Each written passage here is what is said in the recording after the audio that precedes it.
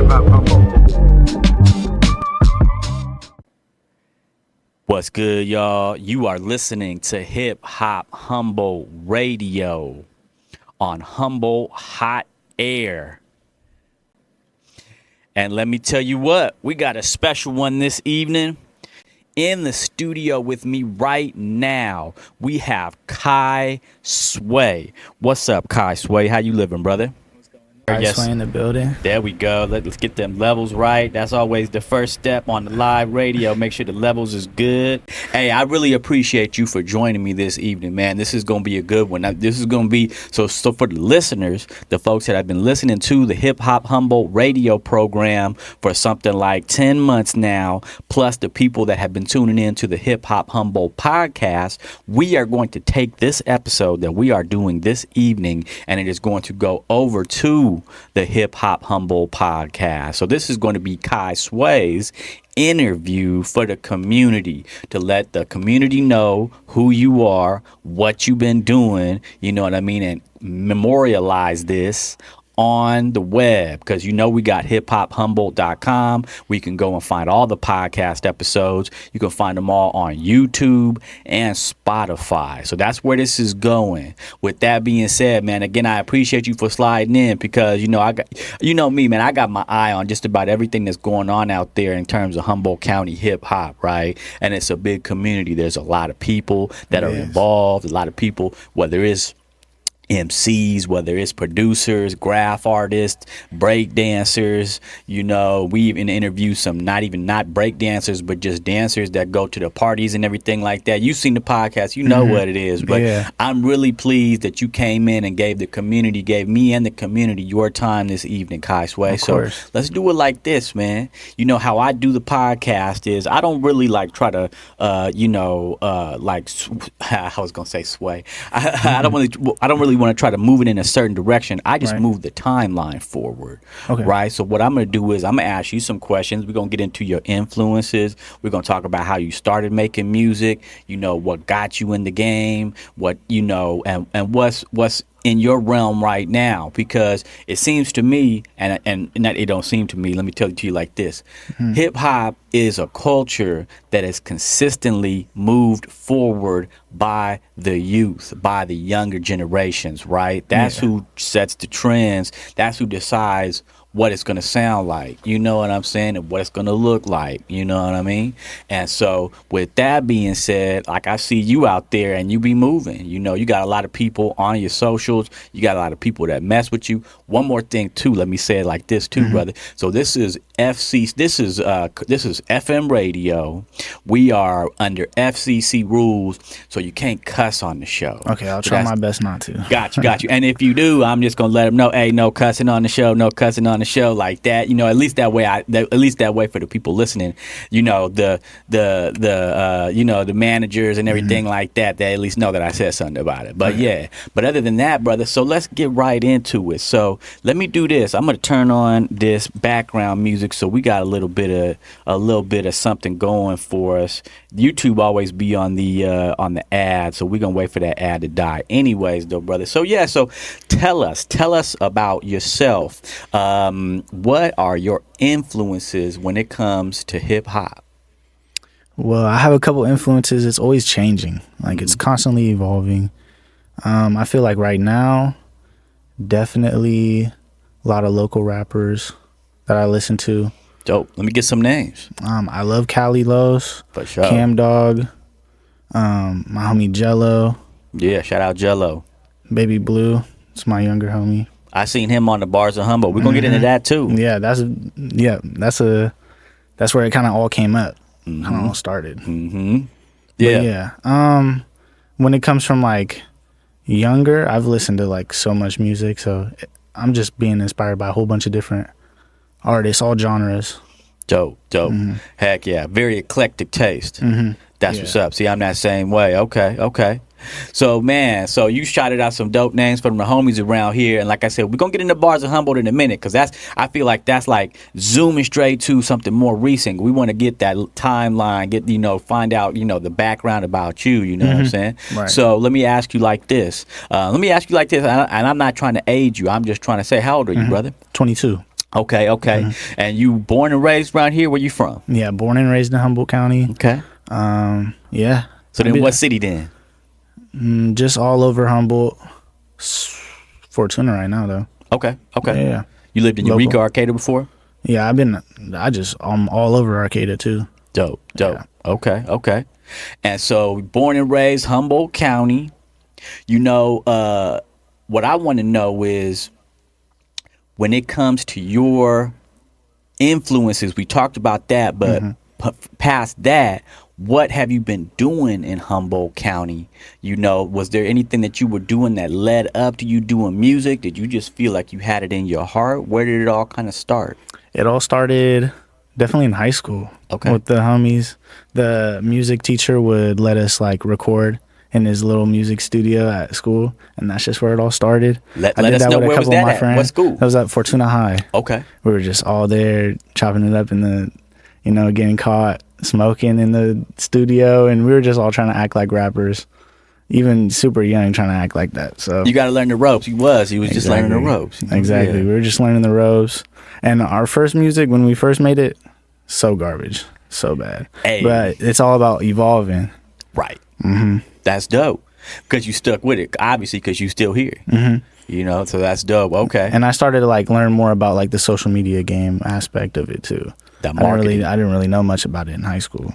Yeah, it's a crucial side of it nowadays. Nowadays, it's almost like you can't have music without the marketing. 100%. Okay. So you saying you had a crew when you was at Fortuna High and y'all was doing music. Yeah. You want to shout any of the homies out, or what's up? Yeah, you don't have to. Hey, Some of them aren't really rapping like that anymore. It was just some fun stuff that we would do on the side, but okay. Yeah, I don't got any names.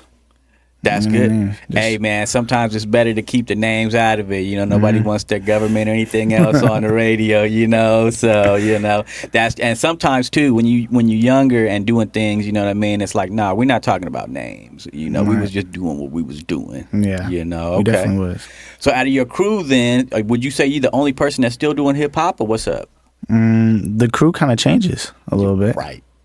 You know, as it does. But I think the crew that I'm rocking with right now, all those local artists that I mentioned in the beginning, those are that's my circle right there. That's what's up. I feel like, they're already been in the game for a minute, and we all learn it off each other, and that's just love of the community right there. Right. That's how it goes in Humboldt County, because you got to find those dudes, women, whoever it may be, that kind of like vibe with what you're doing, you know, and that becomes, your unit.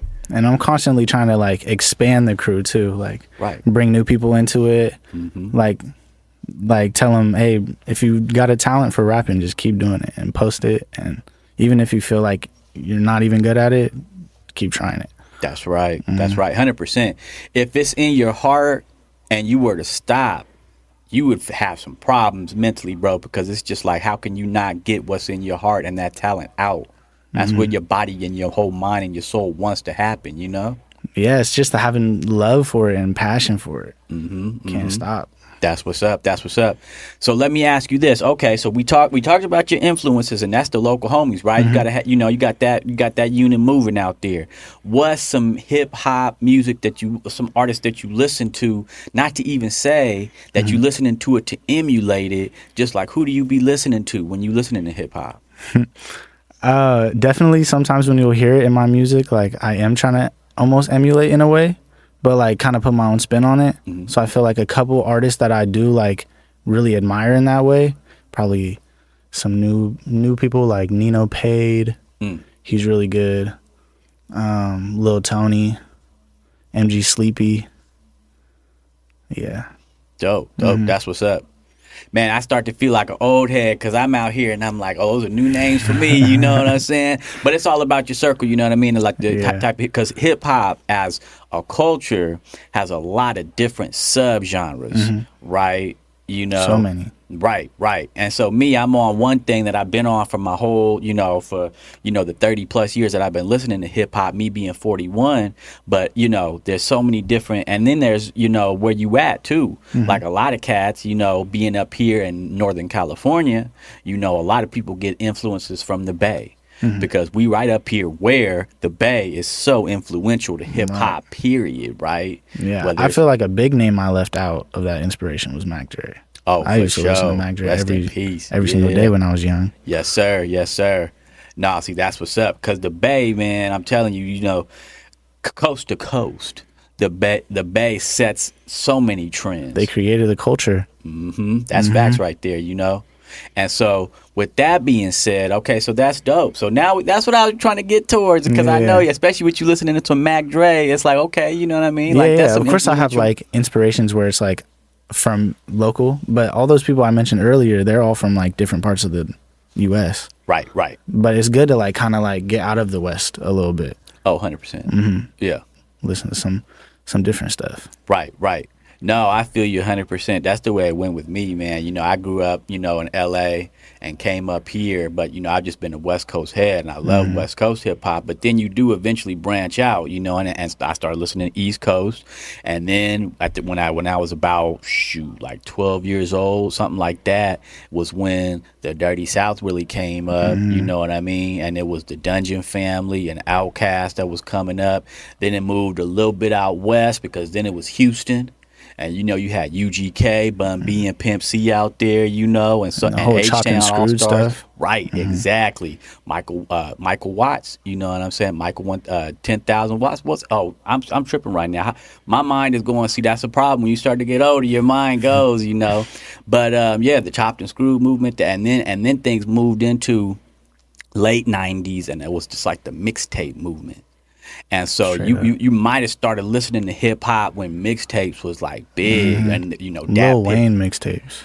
Lil Wayne changed the whole game. Yeah, especially with the mixtapes. He did the No Ceilings and just started rapping on everyone else's beats. Yep. That was crazy. Yep, it sure was, and really set the tone for so many artists, a whole generation of artists. You know what I'm saying? And so, and that was all at that early 2000s, where it was like, oh man, hip hop, I feel like hip hop in a sense was like pop, just in the term of like, it was as big as pop. You know, everybody, whether it was club joints, you know, 50 and then Nelly, you know, and all these people that had all these big club joints and everything like that. Then you had your purists that was still on Jay-Z and Nas, you know what I mean? And then hip hop just slowly progressed. The mixtape era, though, I always like going back to that, because there was so much. That era, too, made it possible for local MCs to be able to get on. You make yourself a mixtape, you take some other person's beat and rap over it, and you can't put it out, like obviously you can't press it on like a CD and sell it because it's some other people's beats, but you can still put it out as a mixtape and have no consequences with it. You just put it out. You could upload it to Dat Piff. I've interviewed other people from around here. Shout out to Maniac the Rapper and others that had their mixtapes on Dat Piff.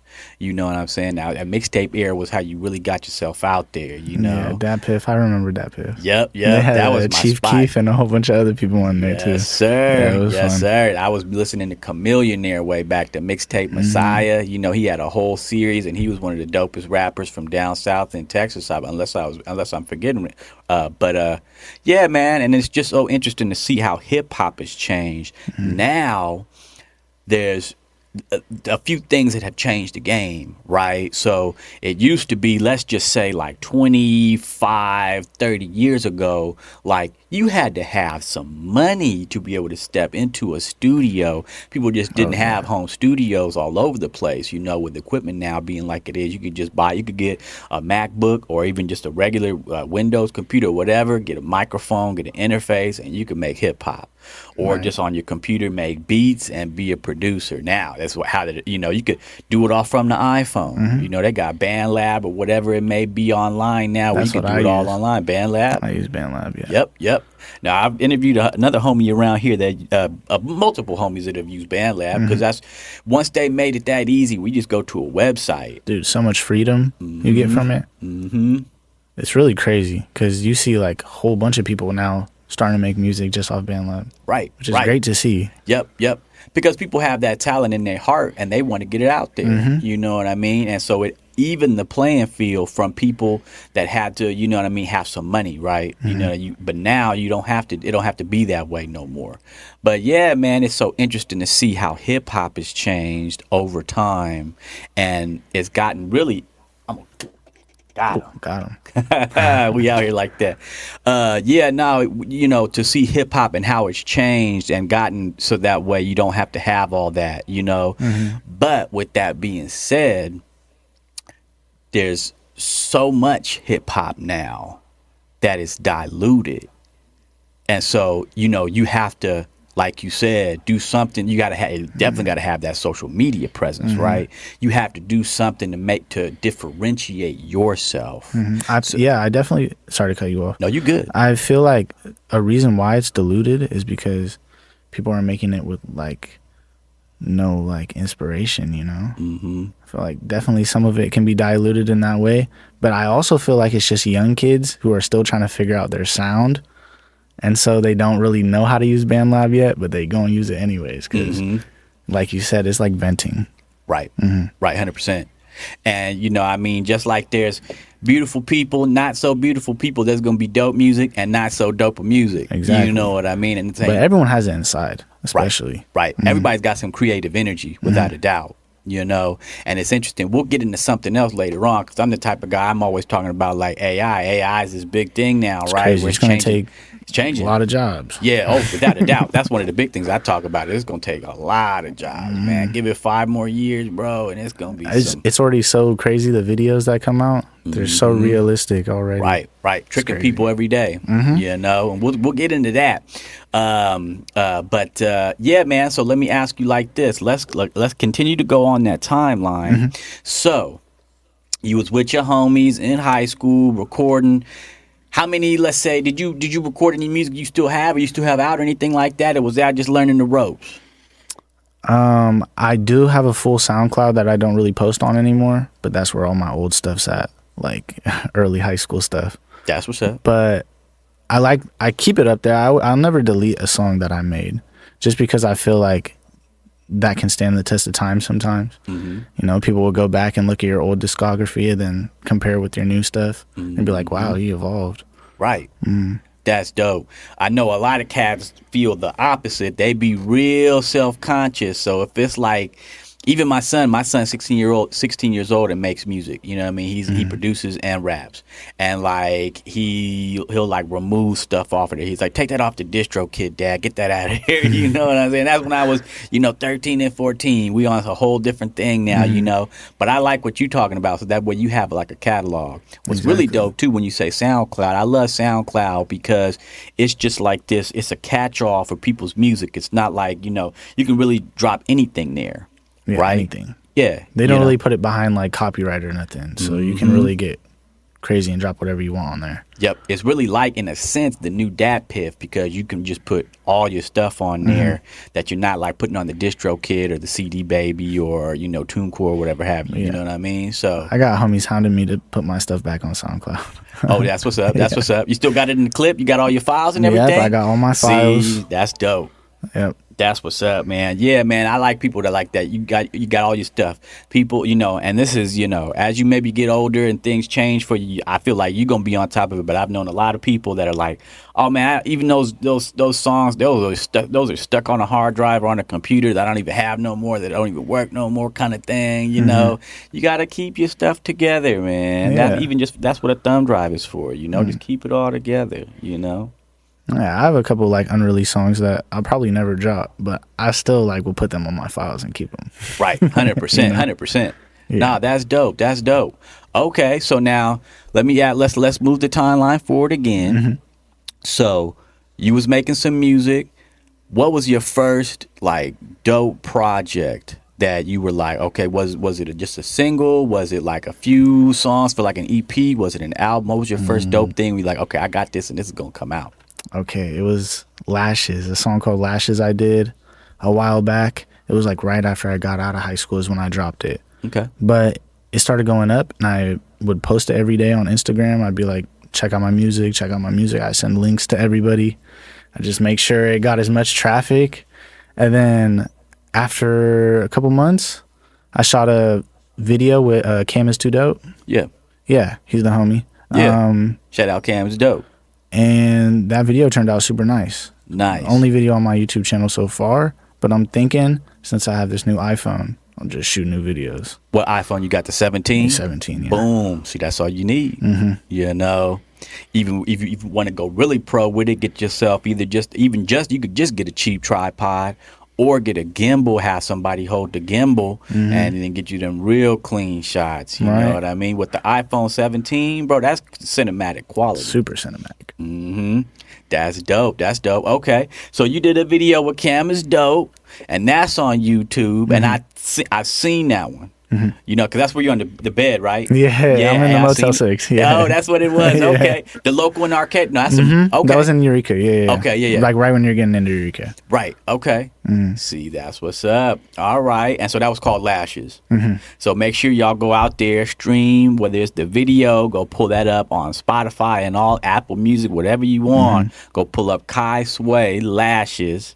You know what I'm saying? Put that on your playlist, because when you be putting that on your playlist, more people get access to it. We all got to support each other in Humboldt County hip hop. Exactly. With that being said, that's the perfect segue. We got the homie here. Let me go let him in real quick.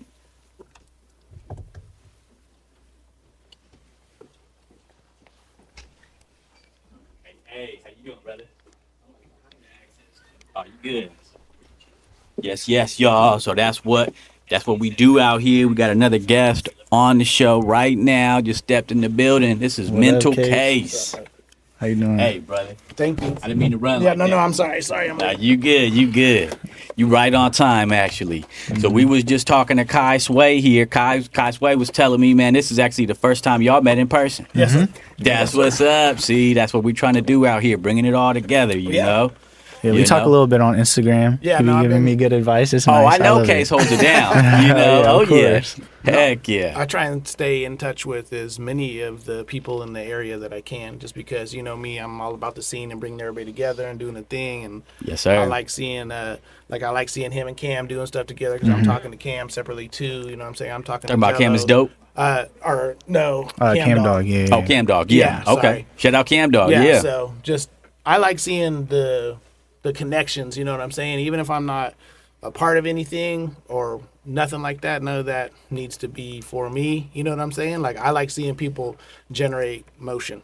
That's you know what's what up. I mean? Like, That's what it's all about. I'm not a hater. You know? Yeah, no, that's what's I up. like to see everybody No, I succeed. never get hater energy here, bro. Right, I really feel right. like Humboldt is so tight knit. It's really hard to find hater energy. You got to go to pockets. You got to go like to Yeah.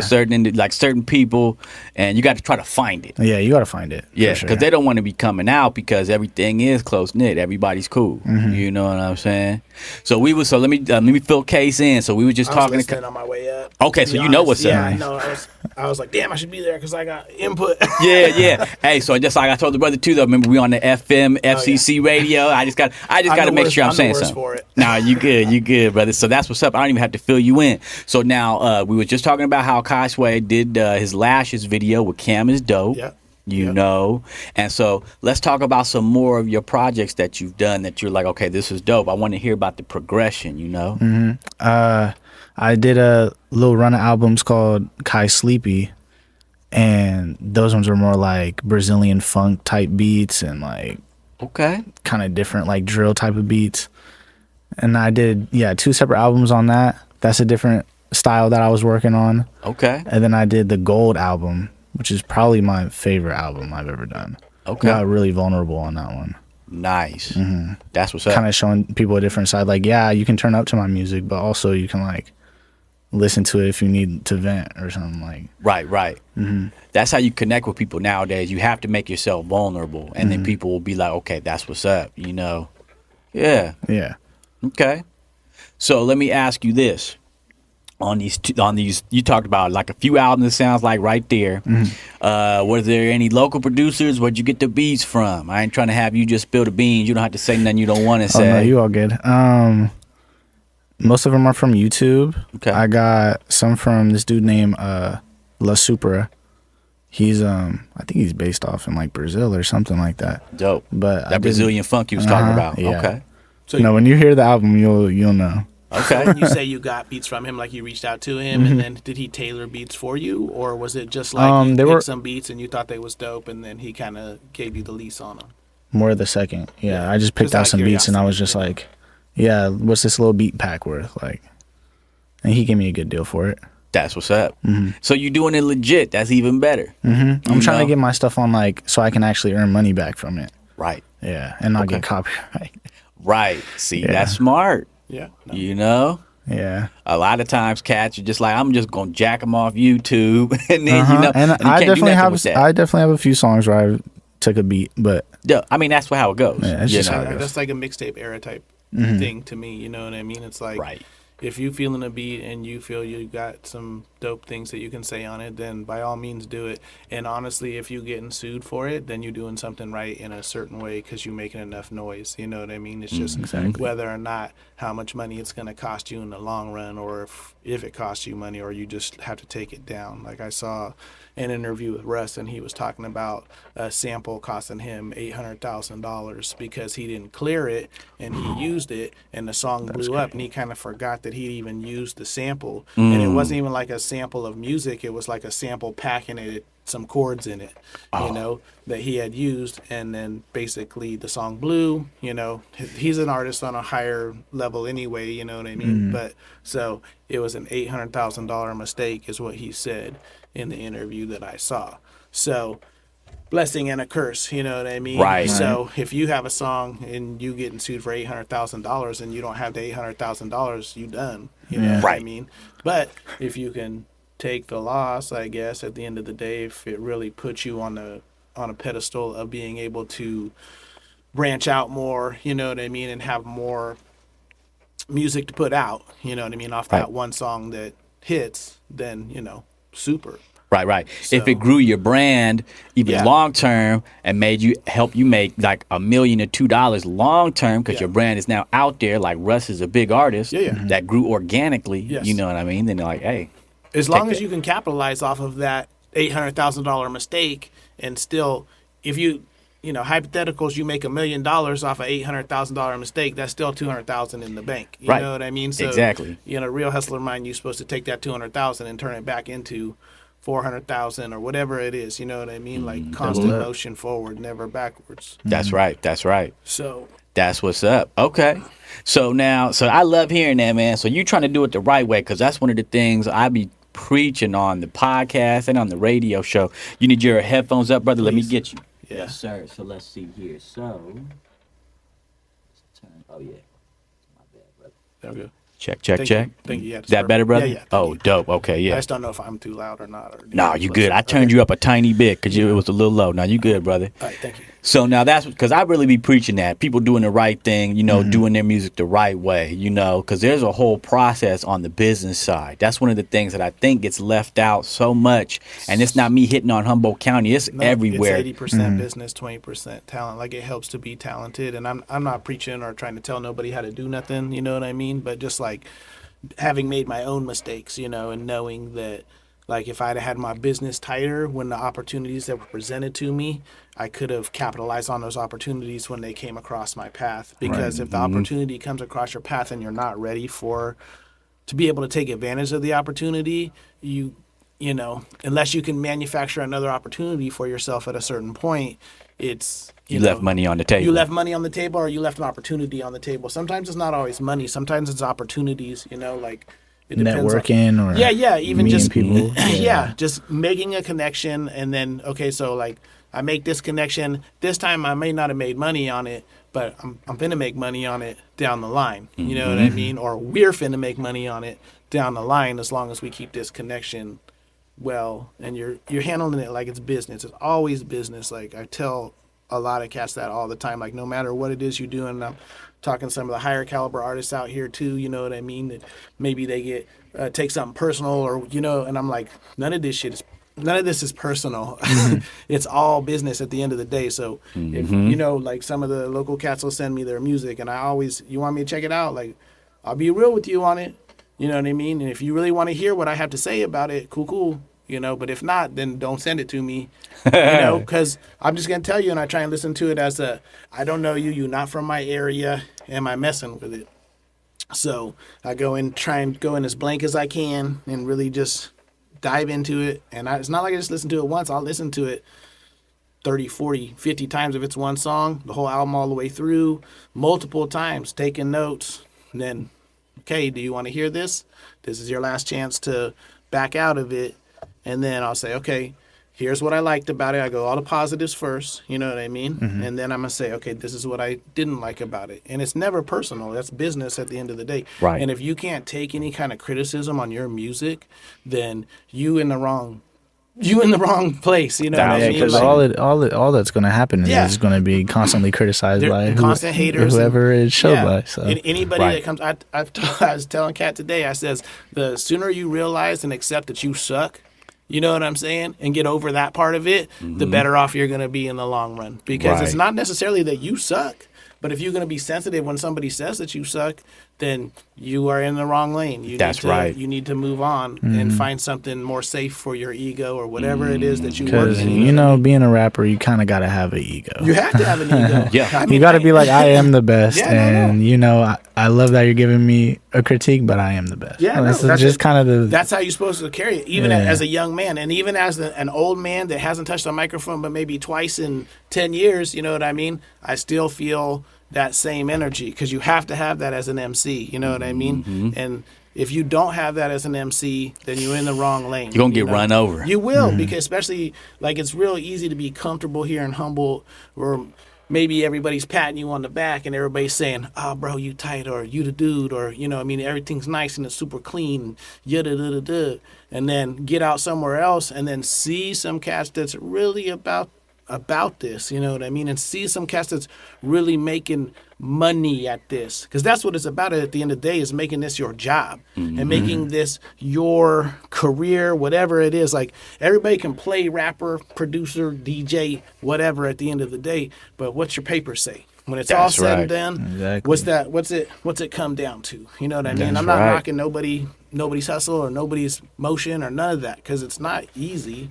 You know Right. what I mean? Yeah, nobody said it was going to be. No, easy. that's it. That's right. That's why I told him. I've said this for years about myself. I picked the hardest thing ever to try and be, you know, good at or successful at or make money at, or, you know what I mean. And at the end of the day, either I accept that, okay, this is as far as I get. Am I okay with this, or do I go harder and try and do more? You know what I mean? Comes to a point when you get to be an older man, like I am. You know what I mean? That you might just sit back and be like, let the youngsters have it. You know what I mean? So, Right. and I'm not mad about that. You know, it is what it is at the end of the day. I gave everything that I felt that I could. I could have done better things for sure if I would have had my business straight. And that's where it was. That's good advice. Because I had opportunities presented to us, you know what I mean, at that time. And we weren't ready because we didn't have our business straight. Could have been on a tour, you know what I mean, through the Southwest, you know what I mean, not just California, like we did California, but getting out of California or across the U.S. or, you know what I mean, outside of Humboldt and doing live performances and getting paid, not just, yeah, we traveled out to such and such and we played a show. It cost us money for a hotel. It cost us money for gas. It cost us money to eat, but we came home with less money than we left with. Like, all of this is... That's not the move. No, I You mean, got to all of settle this, out the receipt before you go down that's there. for real. So it's like, it's a business at the end of the day. So what are you doing it for? Are you doing it to stroke your ego, like a little bit? You know what I mean? Are you doing it to get some popularity for yourself? Maybe a little bit. But if you're not doing it to generate revenue, what are you doing it for? Right. You know? Exactly. The business side of it is crucial, So, completely like, crucial. if you can accept that you do it for the love and you're not tripping on the revenue, like I respect that too. You know what I mean? Like honestly, I like that better sometimes myself personally. That's just me. You know what I mean? Just because that's what I do it for nowadays. You know what I mean? Like I didn't per se make money on that show that I put on. You know what I mean? The Blueprint show, at the outer space, but I didn't lose money. Right. You know what I mean? And that's where it's at the end of the day. So in my situations, when I did my things, we never lost money. We didn't make a lot, but we never lost. We made some, and then you putting that back in, and then you able to make some more. And then you put that back in, and then you're able to make some more. I never paid more for all the things that we did and all the traveling that we did, more than $20 out of my pocket when we first started. So the math on the other side of it is much higher than $20. Right. You know what I mean? Right. So that was hand to hand. CDs back in the day, more people bought, you know, physical copies. But if you don't have merchandise nowadays too, no matter what it is, if you don't have hats, T-shirts, something, a little button that says David, you know what I mean? Right. Or whatever it is that you sell. I've been thinking about getting stickers made or something. You should, because Guys, honestly, okay. that's the easiest right here. Like some QR code or That's something. my sticker right there, you know what I mean? And it's super easy, and you know how much it does. It's recognizable too. Yeah, When people see it, that's they're what I'm saying. But you know how much it cost me to get 100 of those made? $40. You only got $40 to get 100 stickers made.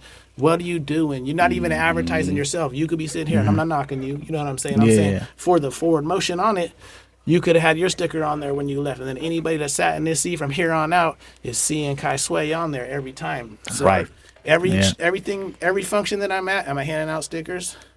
At my show, when I did my show, everybody that came through the door, they got a sticker. You may not be able to put my face with that sticker at the end of the day, and I don't really care because I'm not the type of guy to put my face out there like that. But you recognize that sticker, and people see it, and they know what it is, and the brand is there. Yep, that's building a brand. That's where it's at. So that's what rap or hip hop or music is nowadays, especially with the creator mode for the Instagram, which I'm terrible at myself personally. Now you keep it moving. I mean, I try, but I know that the younger folks have a better handle on it than I do. You know what I'm saying? And so it's like when I notice motion, you know what I mean? Or I notice like talent.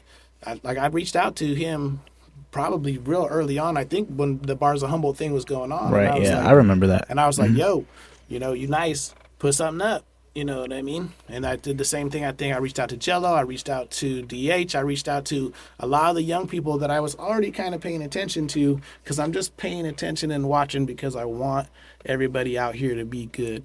I want when people come through our area, they're like, no, they about it out here. Like they small and they country or they backwoods or whatever, but they about what they're doing. Like their business is right. You come through town and you do a show with me, you know my business is right. I'm going to take care of you. You're going to get paid. Everybody's going to have a good time. We're going to make sure that the doors, hopefully we can sell out or come close to selling out. You know what I mean? Whatever it is, it's just like, I want my area to succeed, not just myself be successful. I want to see Kai Sway succeed. I want to see Hip Hop Humboldt succeed. I want to see Cam is Dope succeed. I want to see Cam Dog succeed. I want to see Not Louie succeed. I want to see all the different factors that I notice in my area succeed, because that only helps all of us. If you have one person succeeding, you might be able to take a little bit off of that succession yourself, you know what I mean? Yeah. Because they're like, oh no, he's from that area. Like Stockton's a good one for that. There's a lot of Stockton artists that blew up just because Stockton's hot. You know what I'm saying?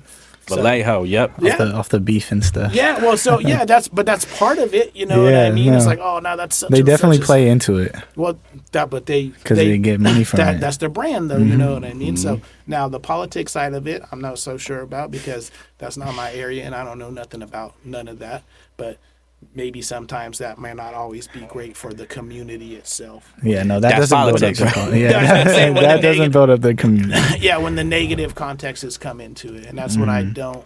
That's what I'm trying to avoid from my area. Not that I think that we have that type of energy heavily out here. Like we have some of that energy, but nothing like Stockton. Or the Bay, or you know what I mean. And like, it's better that way. Yeah, no, it is. Yeah. So, and as long as you being true to yourself at the end of the day, and being who you truly are, and representing the area, you know, in a way that is not falsified or fabricated in any way, shape, or form. If you really, then I'm good. Like, because I know, I'm from the city of Humboldt. You know what I'm saying? Like, there's grind, there's grit. Like, I'm no square bear.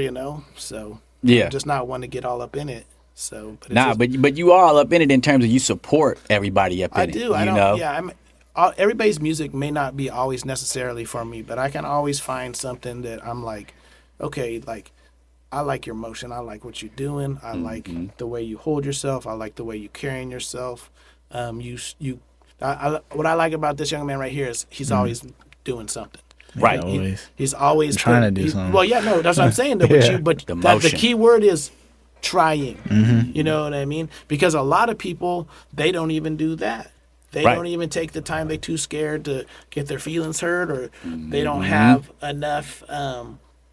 I don't even want to say talent, because there's people out there that aren't talented making money. I've said that before. Plenty of times. Heck Ice yeah. JJ Right. Fish is out. Well, I mean, just You know. it's just what it is sometimes, you know. Right, That's right. why I say the business is always the most important. I'm on tangents, so you gotta shut me down. No, you Get on my good. No, tangents, I you know? appreciate what you said though too early, because the way I see when it comes to the feedback, you know, somebody that's actually going to give you feedback, they're literally giving you money, because feedback is something like, let's just take, like, I worked for McDonald's years and years ago, right? They trained us. It's like, hey, like, we have to pay thousands of dollars to have people come and give us the feedback on the food at their tasting places. Like, giving feedback, that's like giving somebody money. So if you're gonna let it get to your ego, then you taking it the whole wrong way. It's like, no, you take that constructive criticism constructively, you know, to actually level yourself up. You know what I mean? And you learn too when you go through that, like which criticism to take and which to ignore. Absolutely. You know Right. what I There's mean? gonna be haters. Well, Don't 'cause listen to there's gonna that be too cats hard. that just come out of the woodwork and be like, "You suck, dog." You Right, know what I right. mean? Right, and they could be like have way more followers than you, Yeah. or like something else, and call and say you suck. You just gotta take that on the chin and be like, oh, he must. Cool. He must. That's it, bro. That's it. You just take it cool, on the chin. homie. Thanks. You know, Right, I mean? Like, right. like right on. You don't like me. I always said there's 5 dudes in another town somewhere that got 5 homies and they like my shit.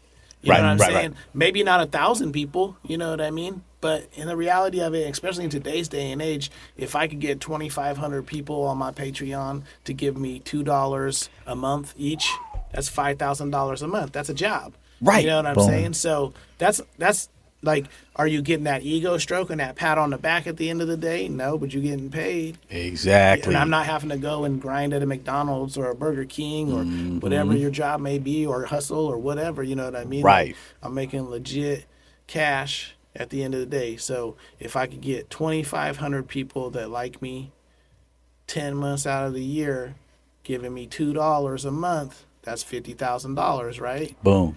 So two Right. more on top of that, that's another 10,000, right? So that's $60,000 a year. That's a legit job at $60,000 a year.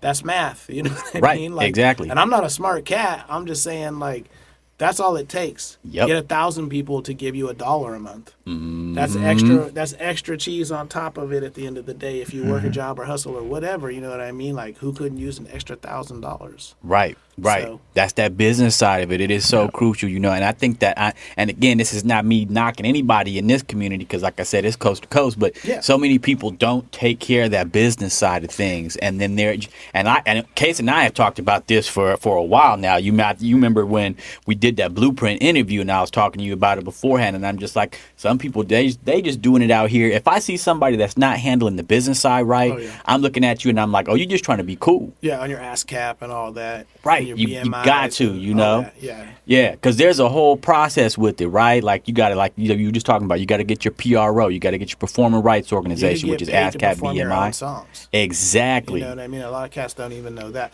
Yep. Now, I'm not going to sit up here and preach and say that I did all those things. These are things that I talk about when I say I didn't do certain things that could have helped me in the long run when opportunities were placed in front of me. You know what I mean? Or I could be getting paid more now from things that I did in the past. You know what I Right. mean?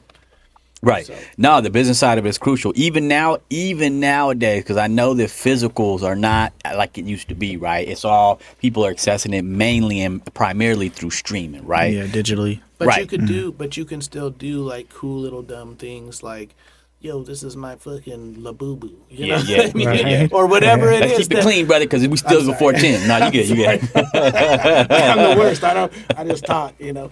I'm sorry. I But you're right, apologize. though. But you're right. You could, I mean, anything that's, like you said earlier, merchandise. If you are doing a show out here and you don't have some merchandise to sell, that's a lost opportunity. Like we said, you left money on the table. That was Exactly. You know? like, and I'm not knocking anybody that's listening. You know what I'm saying? Like, that's always my biggest disappointment when I go to a live show and the local acts are there and they don't have any merch. And Right. and that's just because I've always kind of preached that within my own camp. You know what I mean? And that was a big part of it. It's like, even if I was selling T-shirts and my T-shirts cost me $7 to make, if I sold them for 10 a piece, I didn't lose money on them. And Right.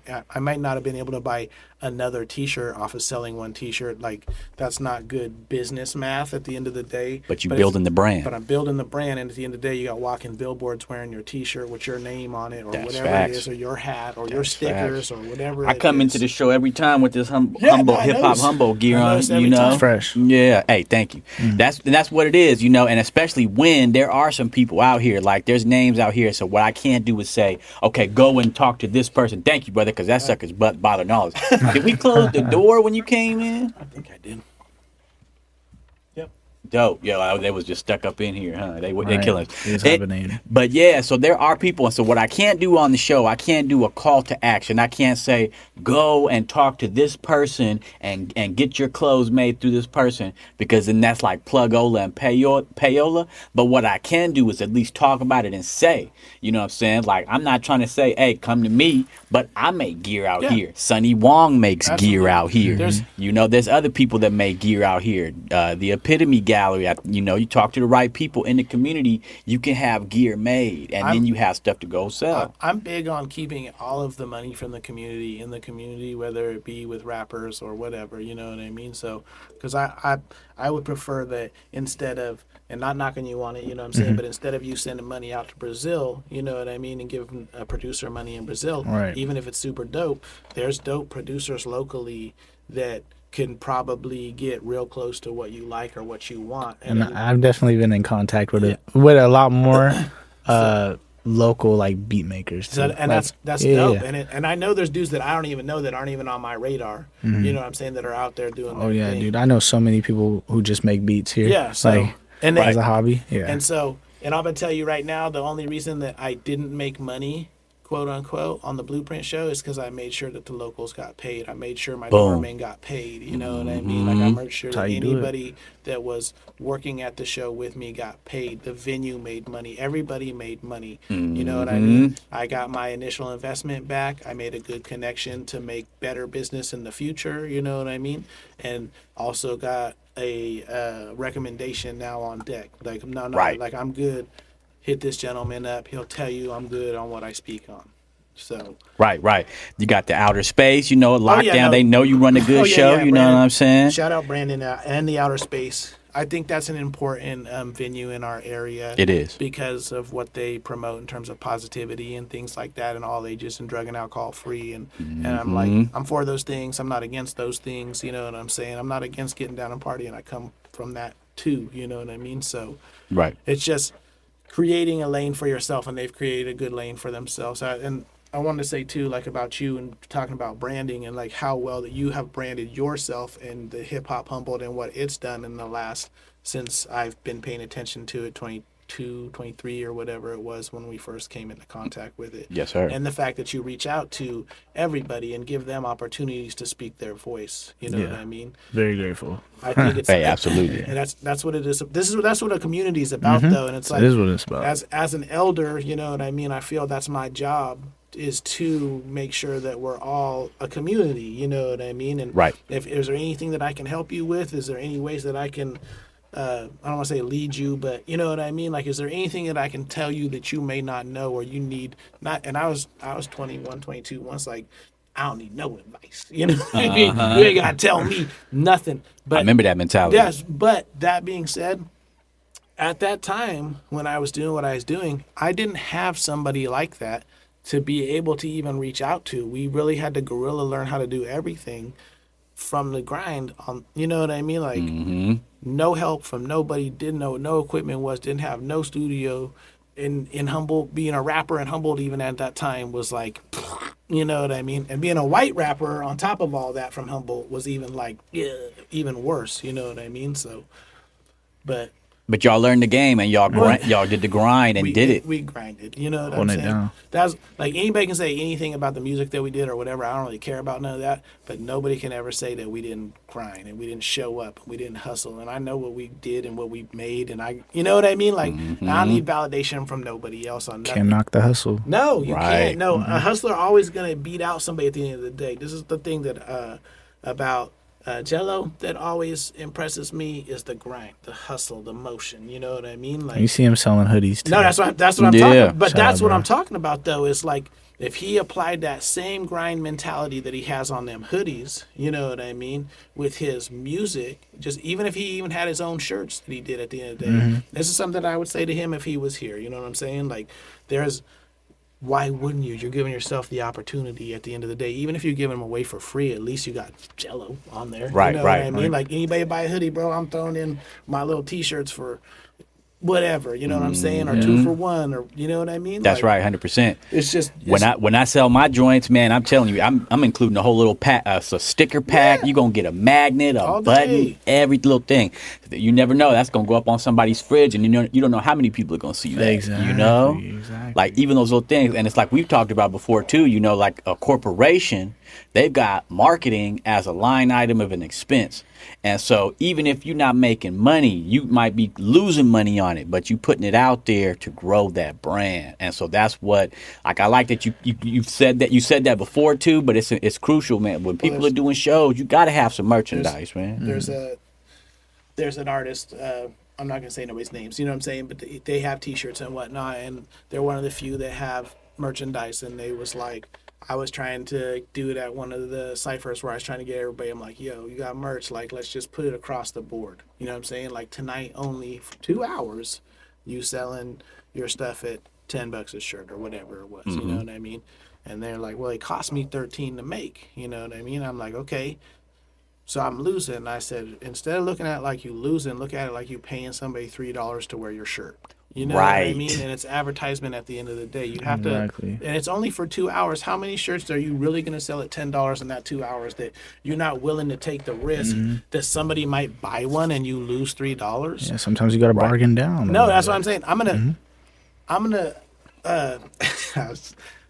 gonna throw away $3 at the end of the day on something dumb anyway. You know what I mean? So why wouldn't I at least throw it away on somebody wearing my shirt? Right. Maybe. It's just going to go towards gas anyway. Yeah, or whatever. You know, I was, it was cigarettes for me when I was smoking cigarettes or whatever your vices were. You know what I mean? Right. So Build that brand up. No, that side of it is crucial. You can buy a cheeseburger for $3. You know what I mean? I don't Right. think you can buy a cheeseburger for $3. Not no more, I know. That's what I'm saying. So, McDonald's mad pricey. Nah, that's what I'm Right. saying. So you're not gonna pay $3 for somebody to rock your hoodie or your T-shirt or your Right. wristband, Especially or in whatever. your hometown. Because that's where you're going to get the most penetration is in your hometown. Yeah. So you Most got to make rep. sure that you're dropping some. You got to mentalize. I'm going to drop some money on building my brand out here. You know. You're gonna lose some. You're gonna Yeah. you're gonna lose a little, like no matter what it is. You know what I'm saying? You're gonna lose a little especially today with the saturation.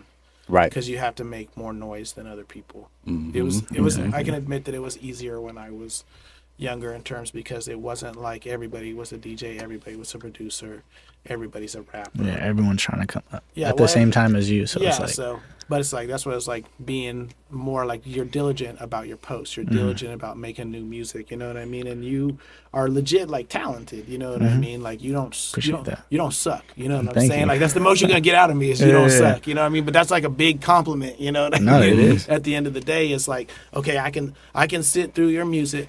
I may not always agree with everything that's said, not just you in general. I'm just saying across the board. You know what I'm saying? Right. But I can recognize when somebody is like legit good at their craft. You know what I mean? yeah, and I Like, definitely admit that I have songs that are like for certain people. well, yeah, But it's like that's like everybody. You But know, you that's kind of your- have a wide discography. you Right. got to have your identity of what you are, and if your Exactly. identity is, you know what I'm saying? Not that's you. You know what I mean? I But definitely do be popping my ish. So, but you know what I'm saying? But if that's you, then do you 100%.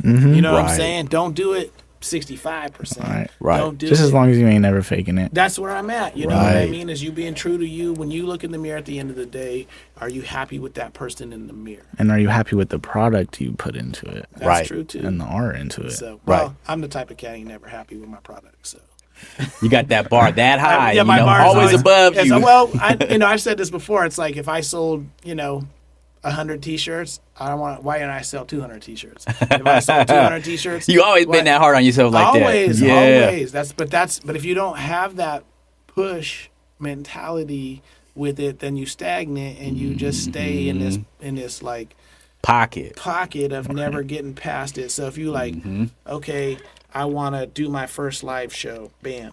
I want to sell out my first live show, bam.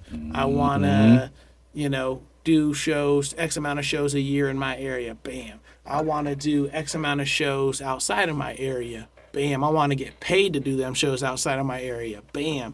And if you're not leveling up every time, then you joking. You would joke. Right. You would joke to yourself. Right. And I'm not saying like this man or Yeah. you. You know what I'm saying? I speak generally when I speak. Right. Because we do see it out there. I've seen it. I'm sure all of us have seen people that are just doing this in this culture to be cool. You can play rapper for all day sure. long. You can play rapper all day long. And then when you get around some real cats that make real money, you will find out how much of a joke you are, and your feelings will get hurt for real. You might not come out and act like they are, but you're gonna go home and you're gonna look in the mirror and you're gonna be mad at the person in the mirror for being the joke that you said, bro, I'm gonna stop rapping. Yeah, now, no, bro. for real. You know Stop what I mean? rapping. Like this, because when you get outside of Humboldt, the pond gets a lot bigger, and there's a lot more fish and a lot bigger fish, and fish that you ain't never even heard of that's still bigger than anything that you may be doing. You know what I mean? Like, right. So if you don't already have that confidence of like, bro, it's cool you doing what you do, but I'm guaranteed, 500 a show in the next 10 cities I'm in. What are you doing? Right. You know what I mean? I came down here and I'm, you know what I mean? Like the homie paid for the gas and I got a hotel room and, you know what I'm saying? I did this show. And I've done those shows too, you know what I mean? Right. And there's nothing wrong with that. Right. But recognize that you got to be real about it. You know what I mean? With your hustle. 100%. No, I like that you said that. With that all being said, we're talking about the business side of things. Let me do this. Let me make sure I do the station identifier because it's top of the hour. My favorite part. Plus we gonna pay the bills. That's my favorite part because he does it so professionally. Hey, I do try. From Playhouse Arts, this is KHHALP Arcata 94.7 FM community radio, community forward radio, broadcasting from the heart of the Creamery District in Arcata. And so now one of the things that's changed up since Case was last in here, so we always got Wild Berries as one of the main sponsors and supporters of Humboldt Hot Air, but we do got some underwriters on the show now, so I'm going to just basically shout out everybody. We're going to do Wild Berries first. Because Wild Berries, like I said, I mean, they basically paying the rent, you know what I'm saying? I like that. Right? People, putting in for the community. That's local community store putting into a local community station, that does a vast array of things. It's not just this show. There's a lot of shows on this station, and it's really about the community, and I appreciate that. That's exactly right. Support comes from Wild Berries Marketplace, home of the Wild Platter Cafe and Wild Nectar Juice Bar. Wild Berries offers a variety of options for in-store shopping of natural, organic, and conventional products. Also available online for curbside pickup and delivery. Wild Berries Marketplace, top of the hill, G Street Arcata, open 6 a.m. to midnight daily. And just so I can make sure we get in, the homie Height got bars is kind of, etched it in. I should really put it in on this thing. I'd get in trouble for it. But don't forget that Wild Berries does sandwiches. You know what I'm saying? So yeah, we always holding it down. Go get a sandwich. They do have a nice cold bar up there. The sandwich bar up there. So don't forget about them. Plus, I mean, you can order online and then go out and they'll pull it out and they'll bring it out to your car. And that's Wild Berries. We're not talking about Target or Walmart. No, you know what I'm saying? That's community. Good customer service. Yeah. And it's open till midnight too. We could go out here after this and go get, whatever you needed to get. So shout out to Wild Berries, But let me pay the other two bills too. So we do have Native Ecosystems. Support for Humboldt Hot Air comes from Native Ecosystems, a full-service ecological restoration and environmental consulting firm based in Arcata.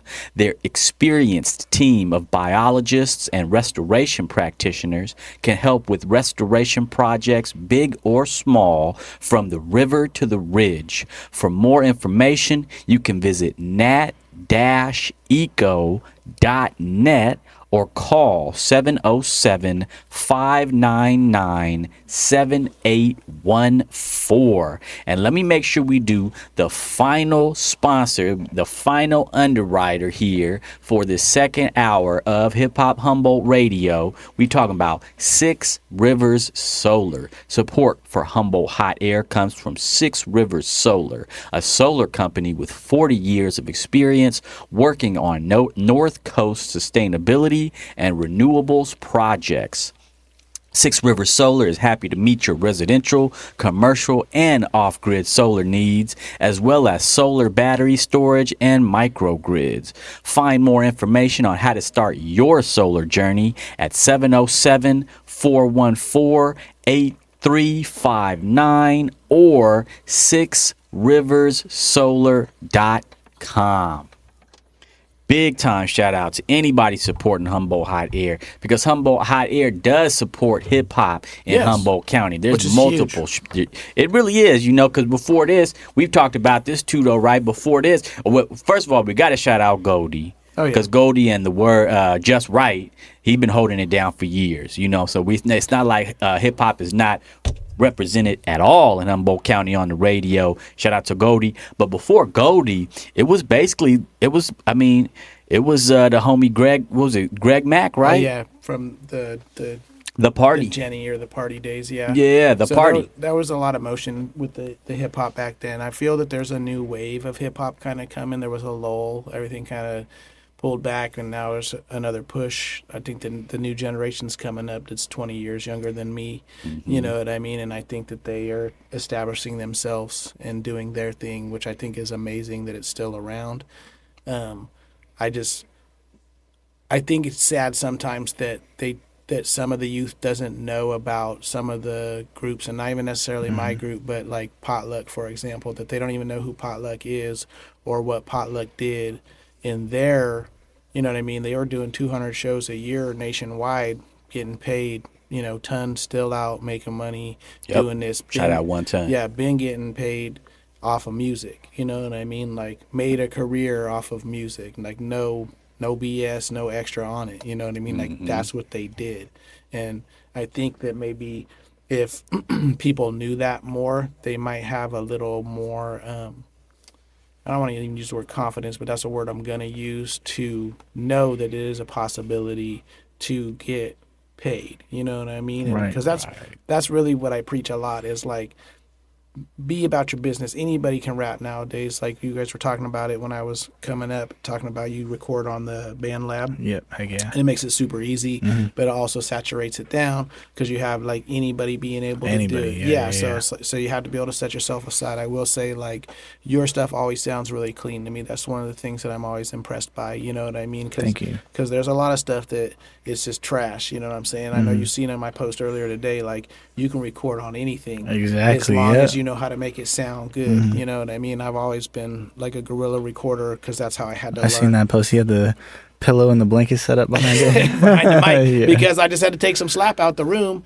You know what I mean? And we weren't doing anything extra, but we were just trying to get this take. And that's what I had, but that's what works. And it took the reverberation that was coming off of the walls that I had in the room, and it worked just enough to be able to get what we needed to get done. I'm not even knocking it because I've done that before. No, well, but that's what I'm saying now. I've definitely done that too. As I'm doing it, you know what I mean. After and I'm working with because he's like not making fun of it, but he's like, "What the fuck are you?" He's like, "What are you doing?" And I'm like, "Bro, I'm just trying to take down some of the slap. Right? I'm not even embarrassed about it. I'm gonna post it right now. You know what I mean? Like, I'm gonna put it up and I'm gonna say my piece on it because you can have all the best equipment in the world. You could have the best turntables, but if you don't know how to DJ, then the turntables ain't doing nothing for you. Right. So I don't have the world's most expensive microphone, but I have a decent microphone, and I know how to catch sound because I've been doing it long enough. I got my 10,000 hours plus in. You know what I mean? Boom. And anything that I can't do, I can pay a real engineer, quote unquote, to do.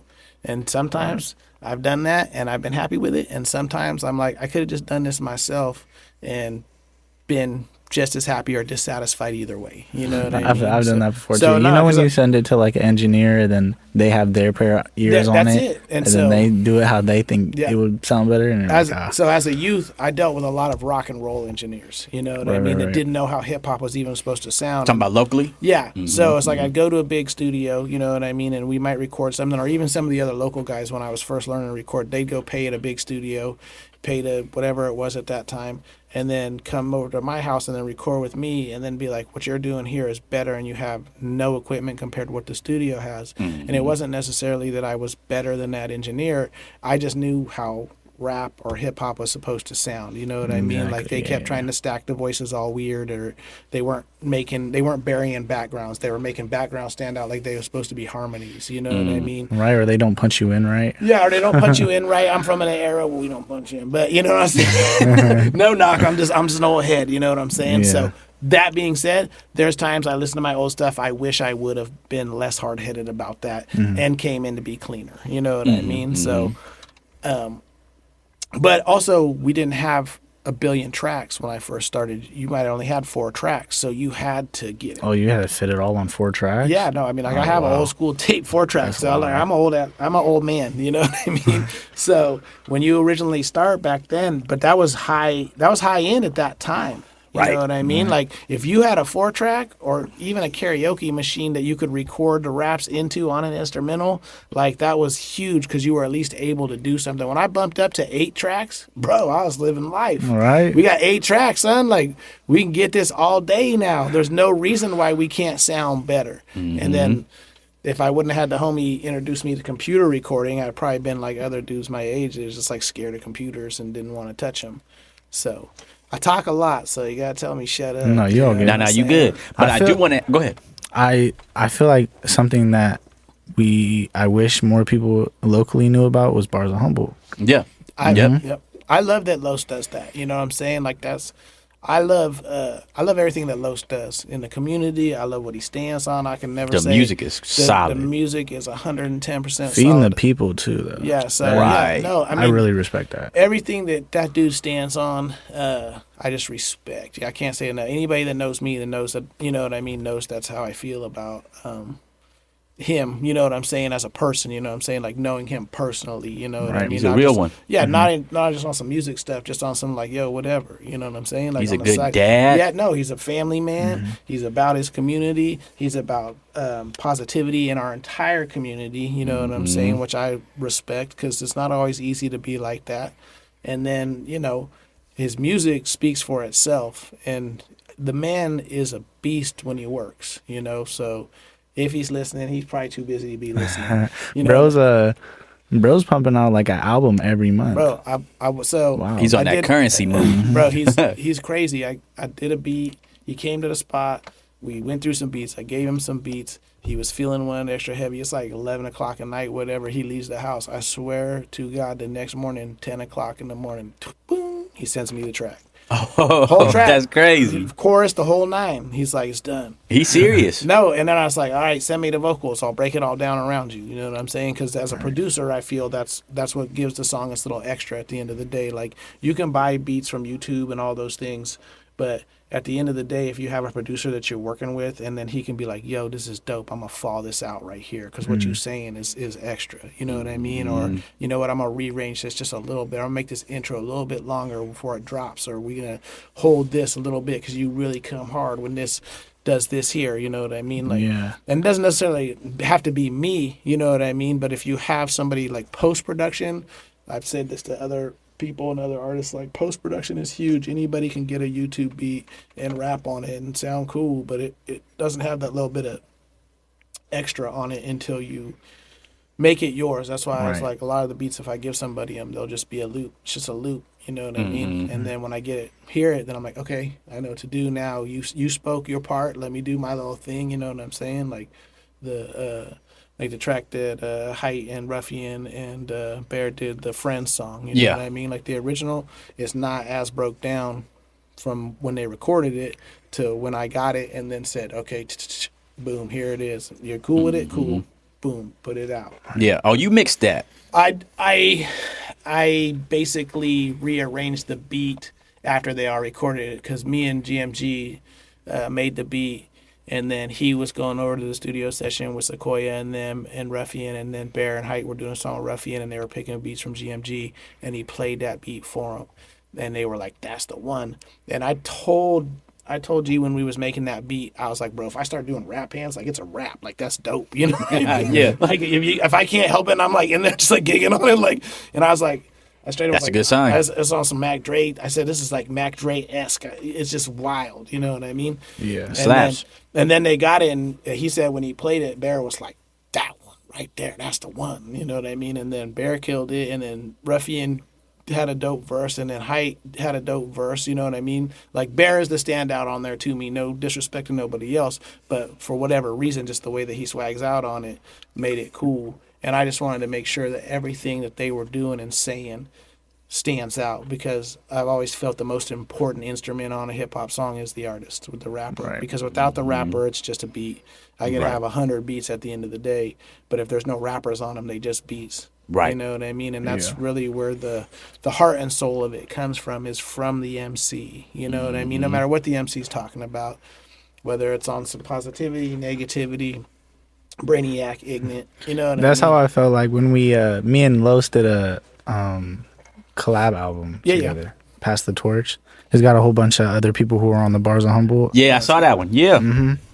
And we were all just giving our different energies and different styles on the songs, and I felt like that was sick. No, that's That was dope. super I sick. listened to that. I checked I check out so much of everybody's stuff. You know what I mean? Like, nobody's stuff stays in heavy rotation with me. Like, just because I'm listening to so much constant, music yeah, all the constant. time. You know what I mean? Los would probably be the only one that it's gonna. I play it back again, but I just feel a lot of what he's saying a lot of the times. You know Right. what I'm saying? Like, We he's talking just, that real stuff. he's just on the same. He's on a lot of the same energy that I'm on, and you know what I mean. And that's no disrespect to nobody else. That's Right, just right. the way I felt about it. You know what I mean? Like, I mess with it outside of, like, if I didn't know this person, you know what I mean? Right. Like, would Yeah. I jam this? You know what I mean? And so he's one of the few out here that's like that. Bear Yeah. got some songs like that. You know what I mean? Like, if I didn't know this person, would I jam out on this? Like, if it came across a playlist that I was just randomly playing, would I save it to my own playlist? You know?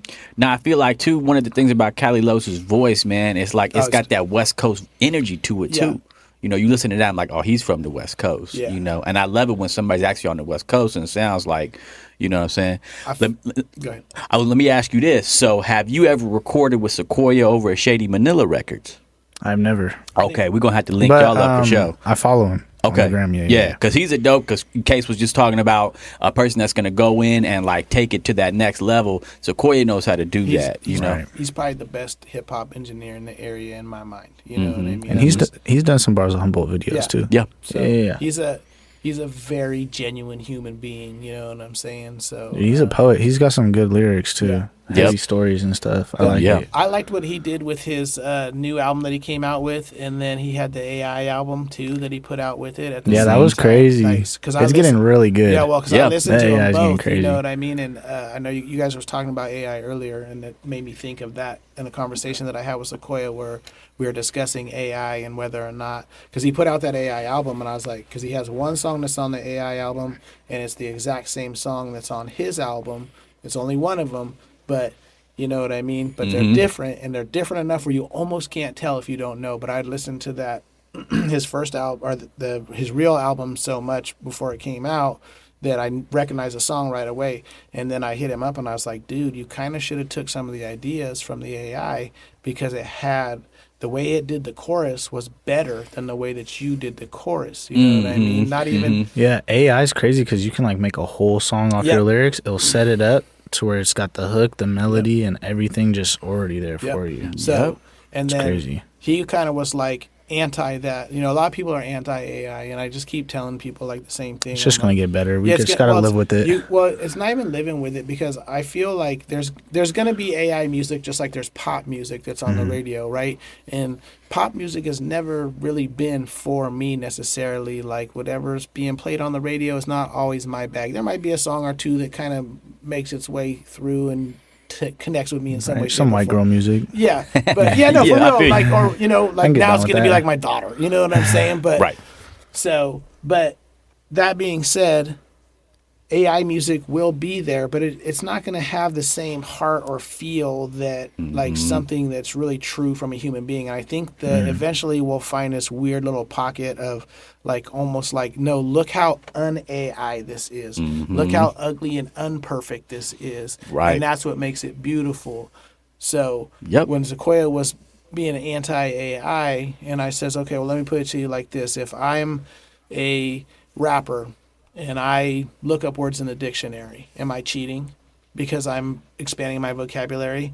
If I look up words on a thesaurus, you know what I mean, because I want to expand my vocabulary, am I cheating because I want to expand my vocabulary to become a better MC? No. If I if I get stuck on a rhyming word, but I really want to use that rhyming word, and I go to a rhyming dictionary, am I cheating at the end of the day because they're not all exactly my words out of my brain? No. In today's day and age, you know what I mean? You're only cheating yourself by not using all the tools put in front of you. Exactly. And if you're using AI like a tool and not necessarily as the vessel, you know what I'm saying? Right. You can, and it's just like bouncing ideas off of it. Like if I was using AI, what I'd be doing is like, make me a 70s pop song that says this, and then I could sample it and then take them samples that I wanted out of it and then create my own beat off of it at the end of the day. Right. I'm using it as a tool. Now, is that cheating? I don't care. You know what I mean? There was once upon a time where they said sampling in general was cheating. You know what I mean? So if you're not, I'm not saying go out and make AI songs because I don't want to see that. I don't want to hear that. You know what I mean? But because who is even rapping? A robot rapping to you? Like you no, don't have any face to who's the one thing actually that making it the lacks, music.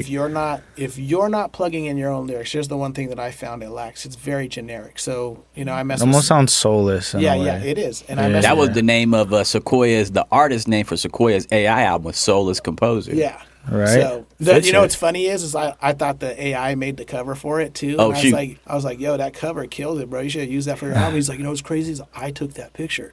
Of And his I'm lady, like, yeah. there you go right there. That proves right there that even human beings can still be more creative than AI. It's just whether or Right. not how lazy we want to be. Right. No, and I've seen all sides of it so far because I work for a tech company, and so I got these tech dudes. I got one tech coworker where he will just literally be like, all right, he's like, and that's where AI is at this point. He was like, make me a song that sounds like Metallica, but it's talking about brushing your teeth. And then he had me listen to it. It literally sounds like it would just be Metallica, and it's about brushing your teeth. And so that's the interesting side of it because I've even used it just to fool around with it before. I'm more on the tip nowadays with the whole AI thing where I'm like, let's try to avoid it because of all the damage that it's doing in terms of communities are getting ecologically messed up. They're using a lot of water, a lot of energy. Right. But that's separate. That's the reality of it. On the flip side of it, like I said, I was using it way back, and you could literally, when I last was messing with it, you could literally just type in a prompt, like you were saying. I want a '70s sounding track that's a little bit of funk with a bass line that's dark and heavy, and then have it. You could have it generate the lyrics or put in your own lyrics, which is what Sequoia did. He put in his own lyrics, you know what I mean, and then had the AI make the whole rest of the track.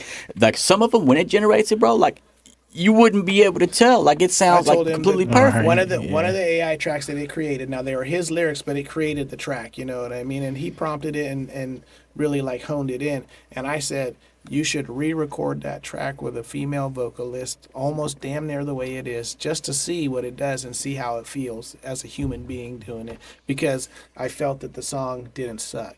You know what I mean? Like it was good enough. It had the I feel like it had the foundation of a good song. Just you need to get rid of the robot. And there was an interview I saw with Freddie Gibbs where he was talking about like some of the younger cats that he hits the studio with, and basically like they really just chat GPT and like all their lyrics, you know what I mean? Or AI now that's to me. Yeah, That's a fun part. I'm not saying that's okay, but his whole point was how am I, like a cat still coming from here, supposed to compete with something like that when they come in and they're like, what's the song about? Okay. And they just prompt it to do whatever. Now they may change some things in there to make it more tailored to them, but they're getting the main structure or bones of the song, whatever, verse, so you know what I mean. So, and then who's to say that ghostwriters at that point have always kind of been a thing. So now you're looking at AI ghostwriting, you know what I mean? So do we accept ghostwriting in hip hop? You know what I mean? Some of us are okay with it. Right. So some of us are going to be okay with AI. AI. It's just the face of the entertainer is going to be what sells, not so much anything else. Like my niece listens to, and I don't even know what it's called, but it's basically just this like anime like singer, and she's like a hologram, and it's like her favorite. Oh yeah, you know what I'm I've saying? seen You're those. probably more familiar with it. Yeah, than I've I seen am. those. They're like Yeah. V-pop or Yeah, something like yeah, that. yeah. But she's virtual pop. Yeah, but she into Yeah. it. You know what I mean? And that's her. No, they be getting down. They have like full blown raves and stuff Yeah, for that and they stuff. love Yeah. it, and it sells, and it's got views, and there's making money, yeah. Well, that's what it is at the end of the day, right there. Is it making money? And how much are you willing to sell your soul to make the money at the end of the day? Like if Because AI does help people get money. I know. Of course. I know, and it also helps people make music too, like in other ways, like engineering and stuff. Because I know BandLab just added an auto mix feature, and it does it all with AI, and it mixes your stuff for you. And probably hits that's the where I certain was. frequencies that it's supposed to. That Yeah, it's like, it that all tells it you. levels out all your audios and stuff. Yep. And that's what I was going to say. That's the level that it's at this point, whether you're on Suno or there's other platforms too. Like I was using Udio's, another one. But Suno's at the point now where you can have your song recorded and you can literally tell it, all right, I need to change, like you were just talking about, the frequencies. And it'll do that for you, you know? I think. And now that I feel like that's less egregious than like straight up getting your whole all your lyrics right. So I'm gonna You tell know you what I'm like saying? that. That's less egregious to you. You're not an engineer. You know what I'm saying? So, but that's taking an engineer's job at the end of the day. Right. That's had his 10,000 hours in, like just looking Facts. at it from a different side of it. You know what I mean? Like, Yeah. But that also being said, you used to have a room entirely this big, full of equipment to have to record a song, and now you can do it on this little box in your pocket. Yep. You know. So the one thing I will say about AI that I think anybody needs to be cautious of is, you know, just like anything, when you check that I agree box, there's nothing that says that you even own your music at the end of the day when you put it out on AI. That's why I was like kind of talking to Sequoia about and saying like, well, do you still own those lyrics now? You know, well, I get them, you know, copywritten and da-da-da-da-da. I'm like, but at the end of the day, do you still own those lyrics? Once you click that box and put them on there, do they have the right to them? Do they have the rights to use them in something else or to use your words with somebody else? You don't know. Maybe your song Huckleberry or whatever it was called, all of a sudden somebody got a song called Huckleberry and you're like, damn, that's a lot like my song. You're like, well, it was until you click. Yeah, until someone went on Suno, looked at what you made, and then they're like, okay, well, I'm going to copy that. There's always spiders, but I'm saying like Suno itself owns the rights to your music. Yeah, no, you have to pay monthly if you want to use any voice or any beat that they give you. And that's the thing that is like, I think, like, kind of like even with the streaming services or any of these things, like everything's become a subscription. Like even your DistroKid, it's like I really think you're just better off paying that one-time fee instead of paying a monthly fee. Like even if it's more expensive, just save the bread and put it out, and then it's on there. They can't take it off. But Spotify can still own the rights to your song and use them in a commercial or do whatever once you agree to and put you it on not get Spotify. paid, because they own it. That's the crazy thing nowadays. Like 9 out of 10 platforms that you upload and any of that stuff to, it's like they own it literally, which is crazy. And then once you stop using that distributor, they'll get rid of all your music that you made with them. Or well, I mean, unless it's popular and making them money. Yeah, you know what I mean. Keep like, it on there, but you won't get any. You won't get none of it. Or you'll get like 5 cents per stream or something like that. I mean, you barely getting that anyway. You get 0.004 cents a stream. Yeah, that's crazy. What's the titles probably? Why is it so low? Because they need to boost that up. You want to know why it's so low? Because because cats keep uploading their music to it and being like, my music's on Spotify, my music's on SoundCloud, because which helps their platform. Yeah, not you. as long as people keep doing it, or the artists all don't pull out at one time as a union. So, I mean, honestly, like, you need to thank Taylor Swift for the amount of money that you get, because there was a point where she was having an issue with the amount of money she was supposed to get per stream. And she was like, no, you don't get to put none of my music on there. So thank Taylor Swift for your 0.0004. Which is crazy. I mean? Because it was going to be less than that, and she took a stand. You know what I mean? Like, that's why you have some of the older artists that used to make for real money back in the day. off of just sales of CDs or records or albums or cassette tapes or physical copies that are like, why am I even going to do this? I used to be able to sell, if you could have sold 20,000 units out the trunk for $5 a piece, do the math. You know what I mean? Like, Right. And that's why I think, too, I feel like there should be more of a push to go back to physicals, or I feel like, at least me personally as a connoisseur, it's more meaningful to have a physical. I think there is a happy medium where you can still have digital. That's one of the things I like about Bandcamp. Like, a lot of people kind of like snub their nose at Bandcamp because you're not professional or whatever, but it's like Bandcamp puts you directly in with your fans like right away. So even like the album that Eli and I did, you know what I mean? It's like we have it on cassette tape. Who got a cassette tape player? Nobody. You know what I mean? But you get a free digital download on the inside. Go to Bandcamp, and at least you have the little collector's item of the cassette. You know what I mean? And that's really where I think, because I see even, I'm bringing Taylor Swift up again, even her new album has a cassette that you can purchase. So I know it's kind of going back that way in the limited amount of cassettes or records or special editions or whatever it is, because you still are going to have people. I know vinyl has kind of made a comeback in the last 5 to 10 years. Vinyl's popping. Yeah, so, but there was a point where, you know, vinyl wasn't nothing. You know what I mean? Like, nobody wanted to touch records or even get records made. You'd have to be a DJ. I see it now, like a whole bunch of artists, like even younger artists, like they'll have on their website just like special vinyls that are different colors, and like they'll be selling that collector edition stuff. So that's why I say, like, even having, like, you got your 2,500 fans, you know what I'm saying? If your 2,500 fans buy your vinyl at $40 a pop, you know what I mean? And you only made 1,000 of them or 100 of them. And there's things now where it's like you don't even have to manufacture the vinyl. You can have it. There's certain things where you can just have it set up with the company. They'll manufacture your vinyl as it sells. It's a little more expensive. You make a little less on the get back, but you don't. The risk factor is a lot lower at that point. You know what I mean? So it's all about risk and reward, I guess, for some of it. Yeah. No, but you have to have that merchandise now. Even if you do upload it to Spotify, Spotify's got a section where you can sell your merchandise, whether it's your physical album, a sweatshirt, whatever it may be. I mean, I'm a connoisseur when it comes to music. I've got a bunch of physical CDs, tapes, and vinyls. I've got Kendrick's whole discography on vinyl. Nerd out on it, you know what I mean? Right. I'm the same, you know what I mean? If I really like something or I think something's cool, I'll buy it, you know what I mean? Like, I know that's kind of more an old head thing to do, because and there's some part of you that still wants that nostalgia of it. You know what I'm saying? You want that, or you feel like you own it at the end of the day like that. You know what I mean? Like, can't nobody take that from you at the end of the day. Like, even if the whole joint shut down and that, like you talking about Dat Piff earlier, you can't find nothing that was on Dat Piff no more. Right. None of those albums exist anymore because Dat Piff shut down. So what if Spotify and Apple Music just shut down? You know what I mean? And then anything that's on there that you may have put out, and I like that you said that you have all your stuff, you know, you have all your stuff on hand, which is great. You know, they used to call me the vault back in the day because cats knew that even if they had lost their stuff, I had their stuff. Exactly. You know, I'll do the same stuff for my homies too. I'll download their stuff and I'm like, all right, I'll see. That's what's up. But that's where it's at. And that's what I was talking to you about before, about, you know what I'm saying, like on the Instagram, and saying like, you have this capability in this type of emotion, you know what I'm saying? And you need to capitalize on that kind of motion. If you a leader or whatever, be a leader. If you're a follower, be a follower. You know what I'm saying? Play your role, play your position, whatever your position may be. Sometimes you don't even realize what your position is.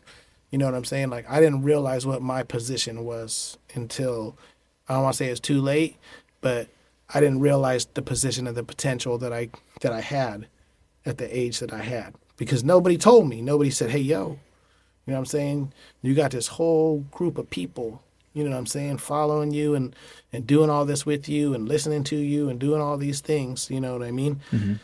And I was just like, it's the homies, we just riding, and you know what I mean? Like, I didn't realize what my potential was at that time because I was so concerned with everybody else. And it's really cool now because Instagram kind of shows you that with the analytics. Oh yeah, tells you like how many people view your page every month, or and the higher that number goes, the more ears are getting out there.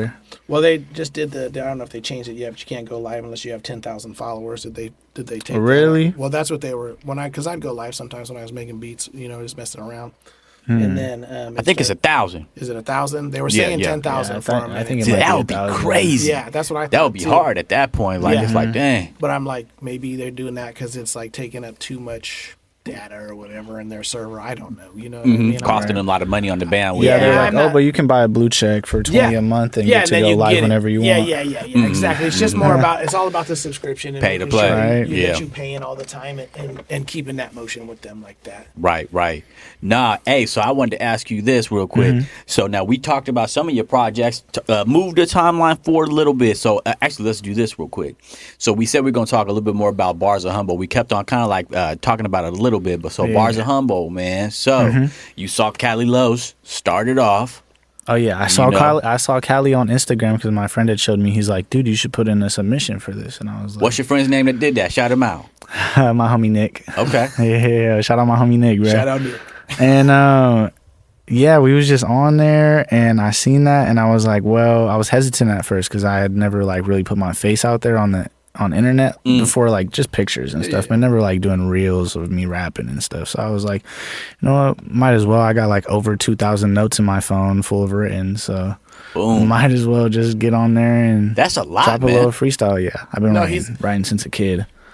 His songs aren't a minute. You know what I'm saying? This is another thing that I noticed about him is his songs aren't a minute 30 seconds. They're not 2 minutes. They're not just like a bar or a verse and a part hook. They're songs. You know what And I if mean? it is like a minute or like a shorter song, like you said, I'll try and fit in as much like you have more bars. songs. From what I've noticed, you bars have as I more can. songs that are long than songs that are short. Right. That's what I noticed. Okay? Yeah, You know I what like I'm I saying? like the whole structuring of it, like the I pay hooks. attention to the little things. You know what I'm saying? I'm not necessarily in it like, oh, this is my joint. You know what I'm saying? I'm like, Right. okay, he's structuring. He's got this. He's got the breakdowns going. Like, he has bars. He's got like legit lines in there. And I'm like, clever. You know what I mean? Like, that's smart. You know what I mean? Like, it's not just average rap stuff. You know what I mean? Like, I'm gonna gas him up a little bit while he's here. You know what I'm saying? Appreciate that. Yes, sir. And so have you done did you do, I believe I did see you do a video for every lap, right? Every lap so far? Yep.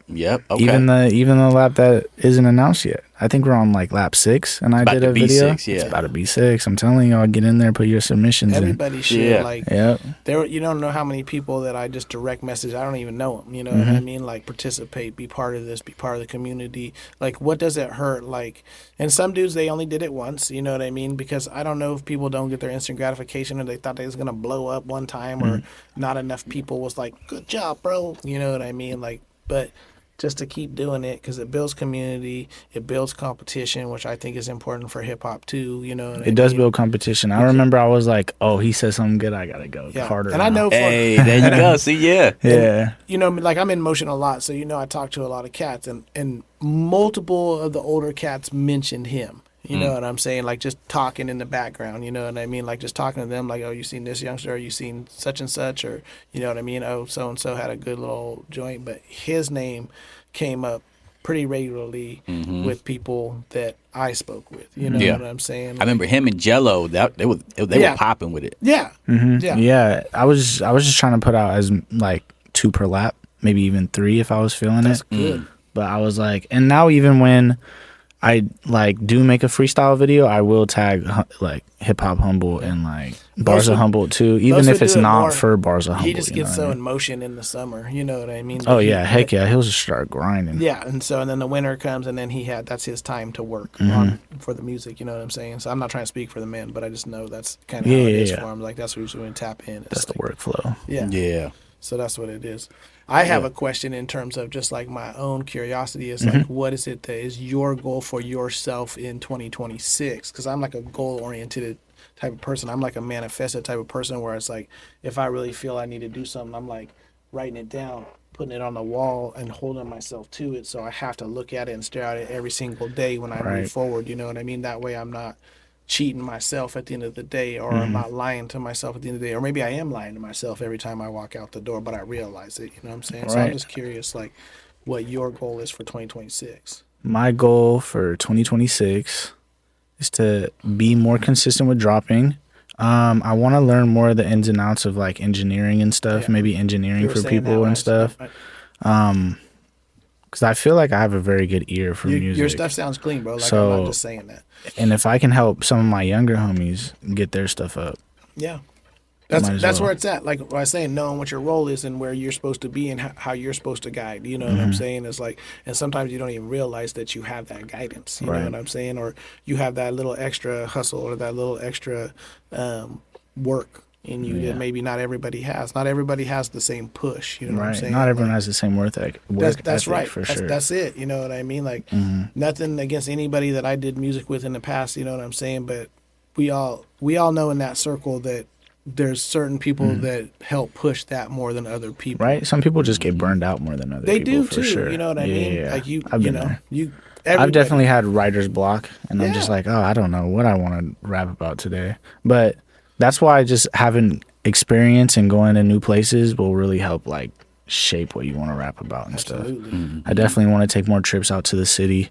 life experience. Life definitely experience. helps, I need, yeah. Just as a youngin', I need more experience with just being in the city and around people like that. Even just living in real life, you know what I'm saying? Like even just going to the nature, going to the ocean, whatever. Oh, I'm yeah. not saying I love for- just taking trips in the redwoods, bro. Yeah, It's like it feels you know great. What I mean, love I'm the most creative in my car driving with the beat.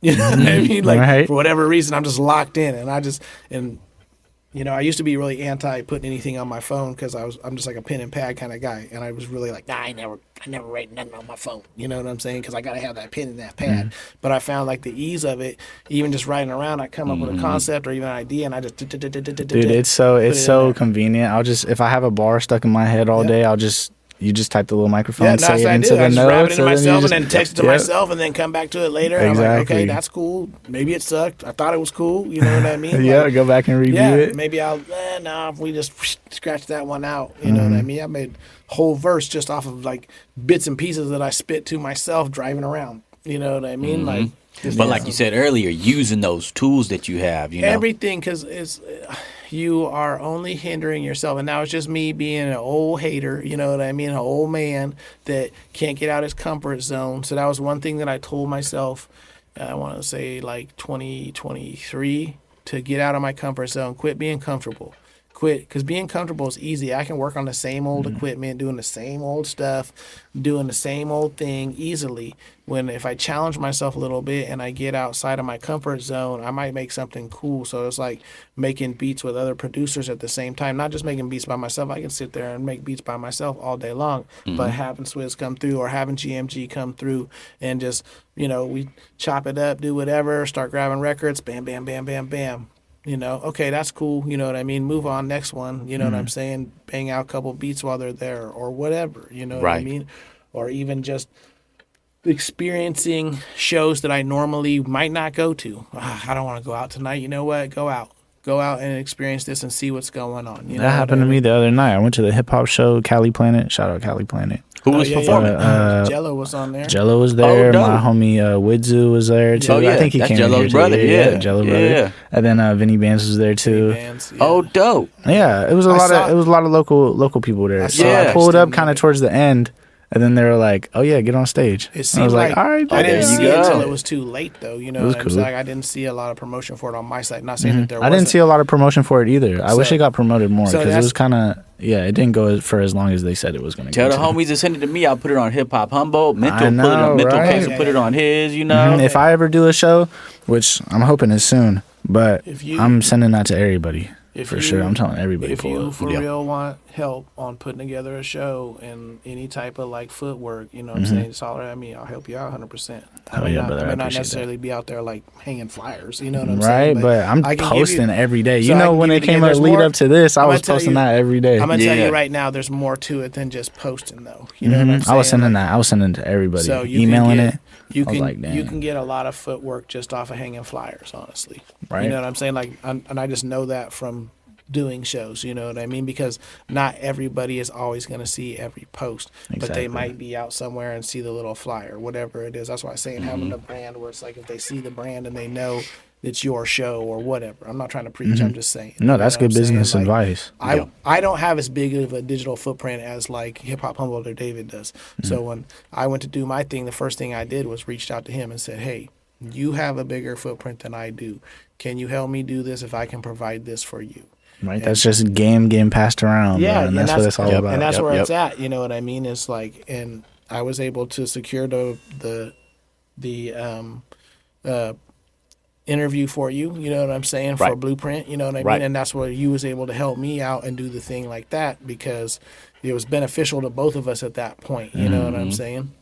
I tell that to a bunch of people around here too. It's like, you know, you could post, hey brother, you could post, you know what I mean, and that's gonna get, you know, the 1 to 2 to 3 to 4. You may have a certain amount of followers, but it's only going to be like a few hundred that actually going to see that. Exactly. And so what really helps is like a boosted post. Or collaborators. Yeah. That too, you know, that way that's getting out to their whole audience for another person, right? Or when you boost the post, it's going to go out to like 2, 3, 4, 5, however much money you put into it, like thousands of people, right? Like when I do a show around here, like just for instance, like the Palestine show, the last show that I put on myself, right? I spent $100 on boosted posts, right? And I packed the Playhouse out completely. Like it was packed. That's awesome. Yeah. No, those boosted posts, like my friend did a $30 ad run and his views went up like a couple $100K. You get I was like, followers, everything, you know? And so that's what you got. Like you got to like get yourself out of that pocket of who's normally seeing you and get seen by the rest of the community. If you have the same 10 people liking it or same 100 people liking it, then it's not really, you're stagnant. It's not benefiting you. I'm not a social media genius, you know what I mean? But even I can see that, you know? Like the more music videos I'm going to post soon, like I'm definitely putting the ads on those and sponsor those. This is something I was going to say too when I was thinking about on the way up here is like I'm talking about like La Russell or even Locksmith, you know what I mean? And like I've seen Locksmith post the same video thousands of times, hundreds of times for sure, you know what I mean? Where it's like even if it's a different space where he rapped the same verse at, he just relentlessly, almost to the point of God, I don't need to hear this anymore. You know what I mean? That's how you know you're doing it good is when you're always on someone's feed. The first thing they open Instagram. Yeah. You're just like, okay, his voice is just ingrained in my head now. And then like La Russell saying in an interview that basically he used to only post like once or twice a day because he didn't want to look corny or whatever, you know what I'm saying? And then he started posting, I want to say 6 or 7 or 8 times a day. And he's like, then I was, the thing is I started betting on myself 8 times a day instead of twice a day or once a day or whatever the number is. You should never put limits on yourself. That's it. That's kind of what he was saying about it. Is like, and the social media loves that because on the social media and platform side of it, they're like, oh, you're using the platform. Like that's really one of the only ways, like on TikTok,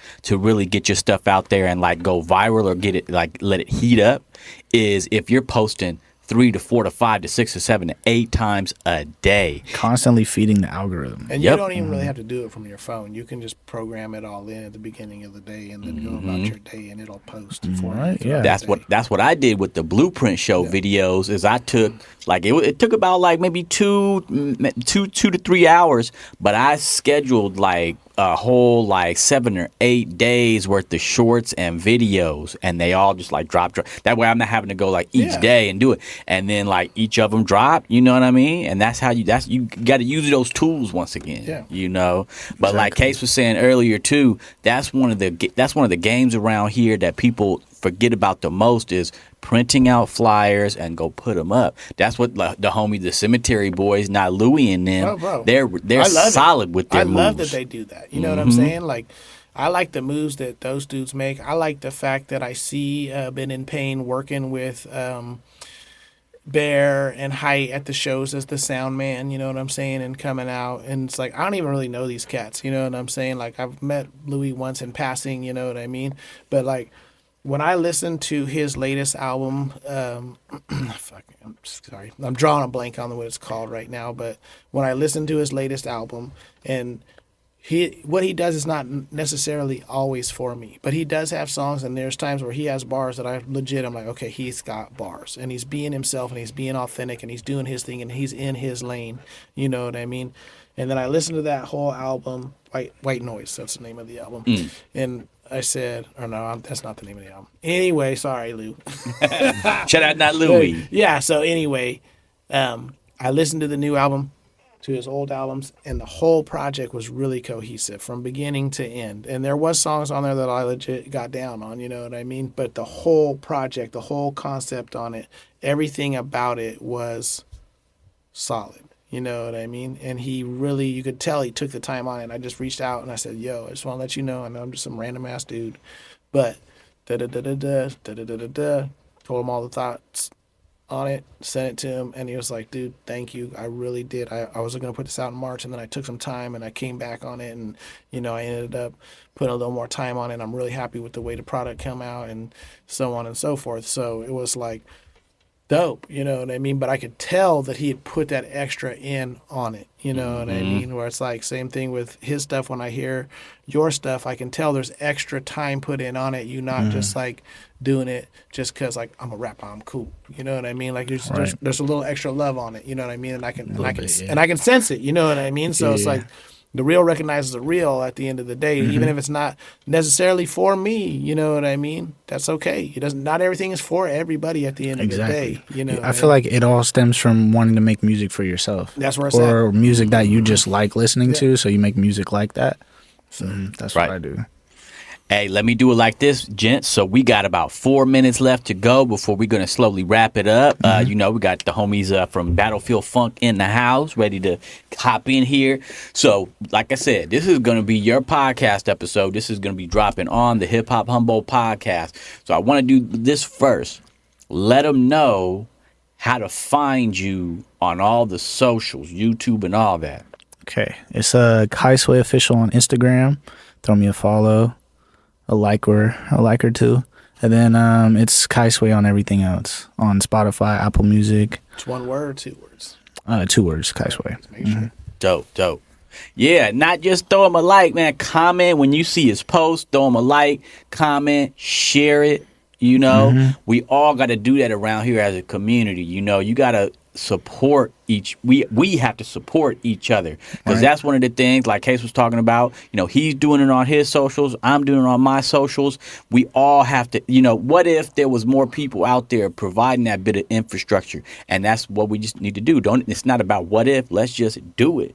And support each other. Even just going to somebody else's show every once in a while, like just pulling up and showing love. That's all you gotta do is show up. You know what I mean? Pay the little $5-10, whatever it is. Like if you're trying to gouge somebody, get $20, bro. I mean, come on, man.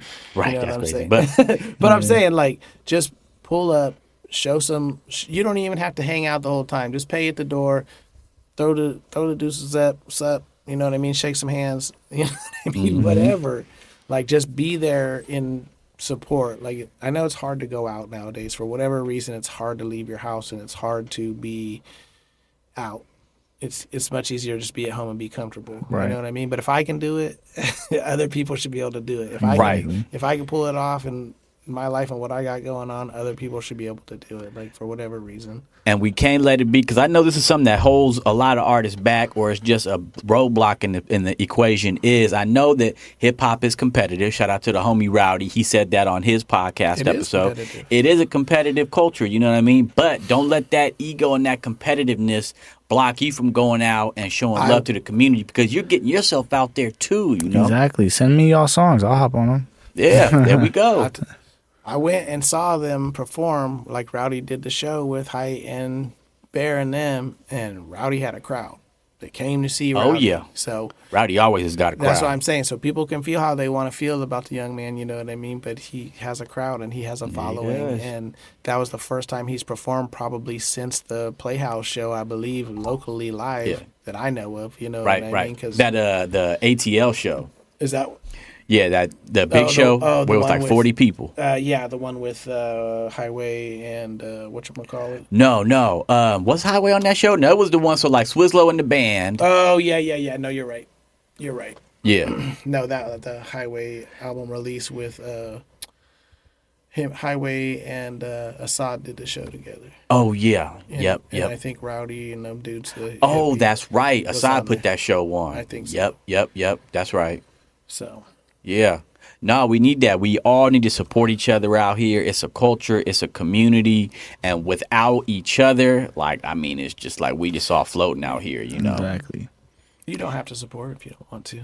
Right. I mean, they're But you they're out should. there. But you should. Right, Yeah. You don't have to, exactly. but you should. Because like I've said multiple times on the pod, there's hundreds of people in Humboldt County that are involved with hip hop, whether you a producer, whether you a bedroom producer. I'm a bedroom producer. I'm just doing it out here for me. But even me, look, I'm out here supporting people. I'm creating infrastructure, right? Having this radio show this is a community-based radio show. This is an important part of it right here, is having a community-based, a hub, a central space, you know what I Right. mean? Having communications. That people Yep. can come and say that maybe never have heard of you or don't know who I am. I don't even do anything, you know what I mean? I'm just here supporting, you know what I mean? Like, Yeah. he asked me to come. I was like, yeah, for sure. I'd like to meet the young man, you know what I mean? And make sure that, you know, I can put my stamp on it at the end of the day. Yeah. I guess, you know what I'm Yeah. saying? Yeah, Like, no, I know you love to support the young brothers out here for sure, you know.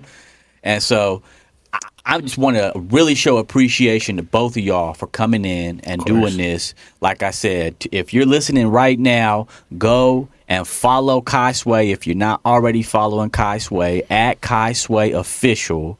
Go subscribe to the YouTube channel. When you see the videos, make sure you put a like and a comment on there, because this is community. So let me do this. I do this on every podcast episode just about.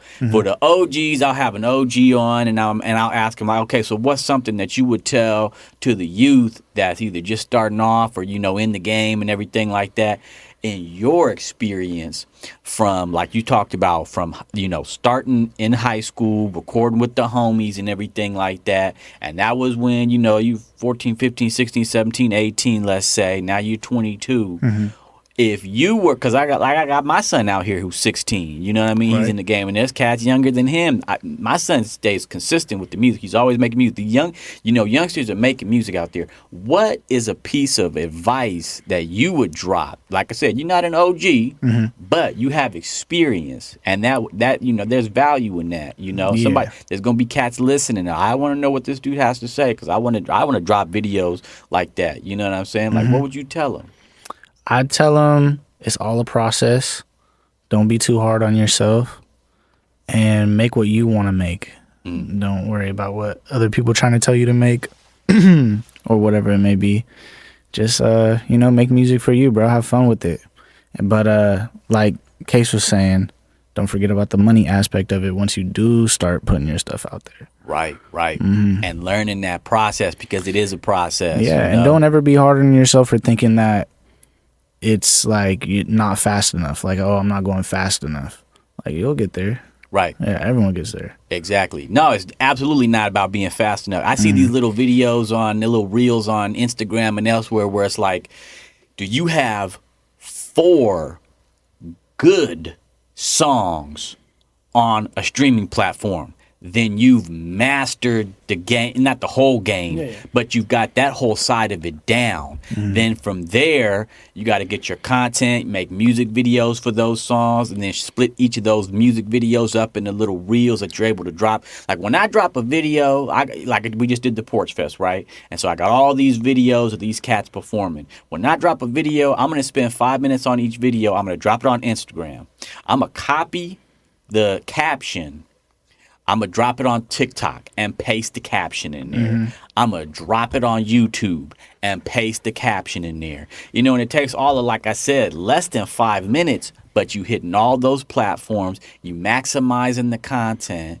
You know what I'm saying? It's all a process. You have to do all those things. Like we talked about, one of the first things we talked about, marketing is one of the most crucial things nowadays. That's a cornerstone of the business, because you can make the dopest music in the world. And Case has said, me and Case have talked about this. You can make the dopest music in the world, but if you're not marketing it and it doesn't get out to anybody, it's like a tree in the forest. Then you're just, you know, that's your hobby, I guess. You know Right, what I mean? exactly. And you can continue to do that till you blue in the face. And if you're good with having a hobby, then that's fine. You know what I mean? But that's what I'm saying about making sure that you really being real with yourself and looking at that goal that you set for yourself at the end of the day, and looking in the mirror and knowing that you ain't lying to yourself about what you really doing out here. You Right. know what I Right. mean? Because a lot of people, I'm just saying in general, I think they looking in the mirror and seeing a different reality of what's really happening. Right. You know what I'm saying? And it's okay to accept your reality of where you're at. Like I said earlier, the sooner you learn that you suck, the better off you're gonna be. You know what I mean? And not that you suck, you just gotta be able to, you know, take that. Right. There's got to be some congruence. There's got to be congruence with between what you see and what the real is, what the reality of it is. Because everybody in the community, audience or otherwise, they're seeing that reality that you may not be seeing. So you have to be congruent. You have to know what you're doing out here and let it be, you know, this is what I'm doing. I'm not lying about this. This is who I am. This is what I'm doing. And let it be congruent. Hey, the brothers are ready to slide in. It's 9:55. Hey, I really want to appreciate every single person that came this evening to listen to this show. This is Hip Hop Humboldt Radio on Humboldt Hot Air. This is going to be on the podcast. We're going to end this recording here. Thank you so much, fellas. I really appreciate you. Thank you. Thank you. It's always a pleasure to be here. Oh yeah, bro. Hey, most definitely. Very grateful.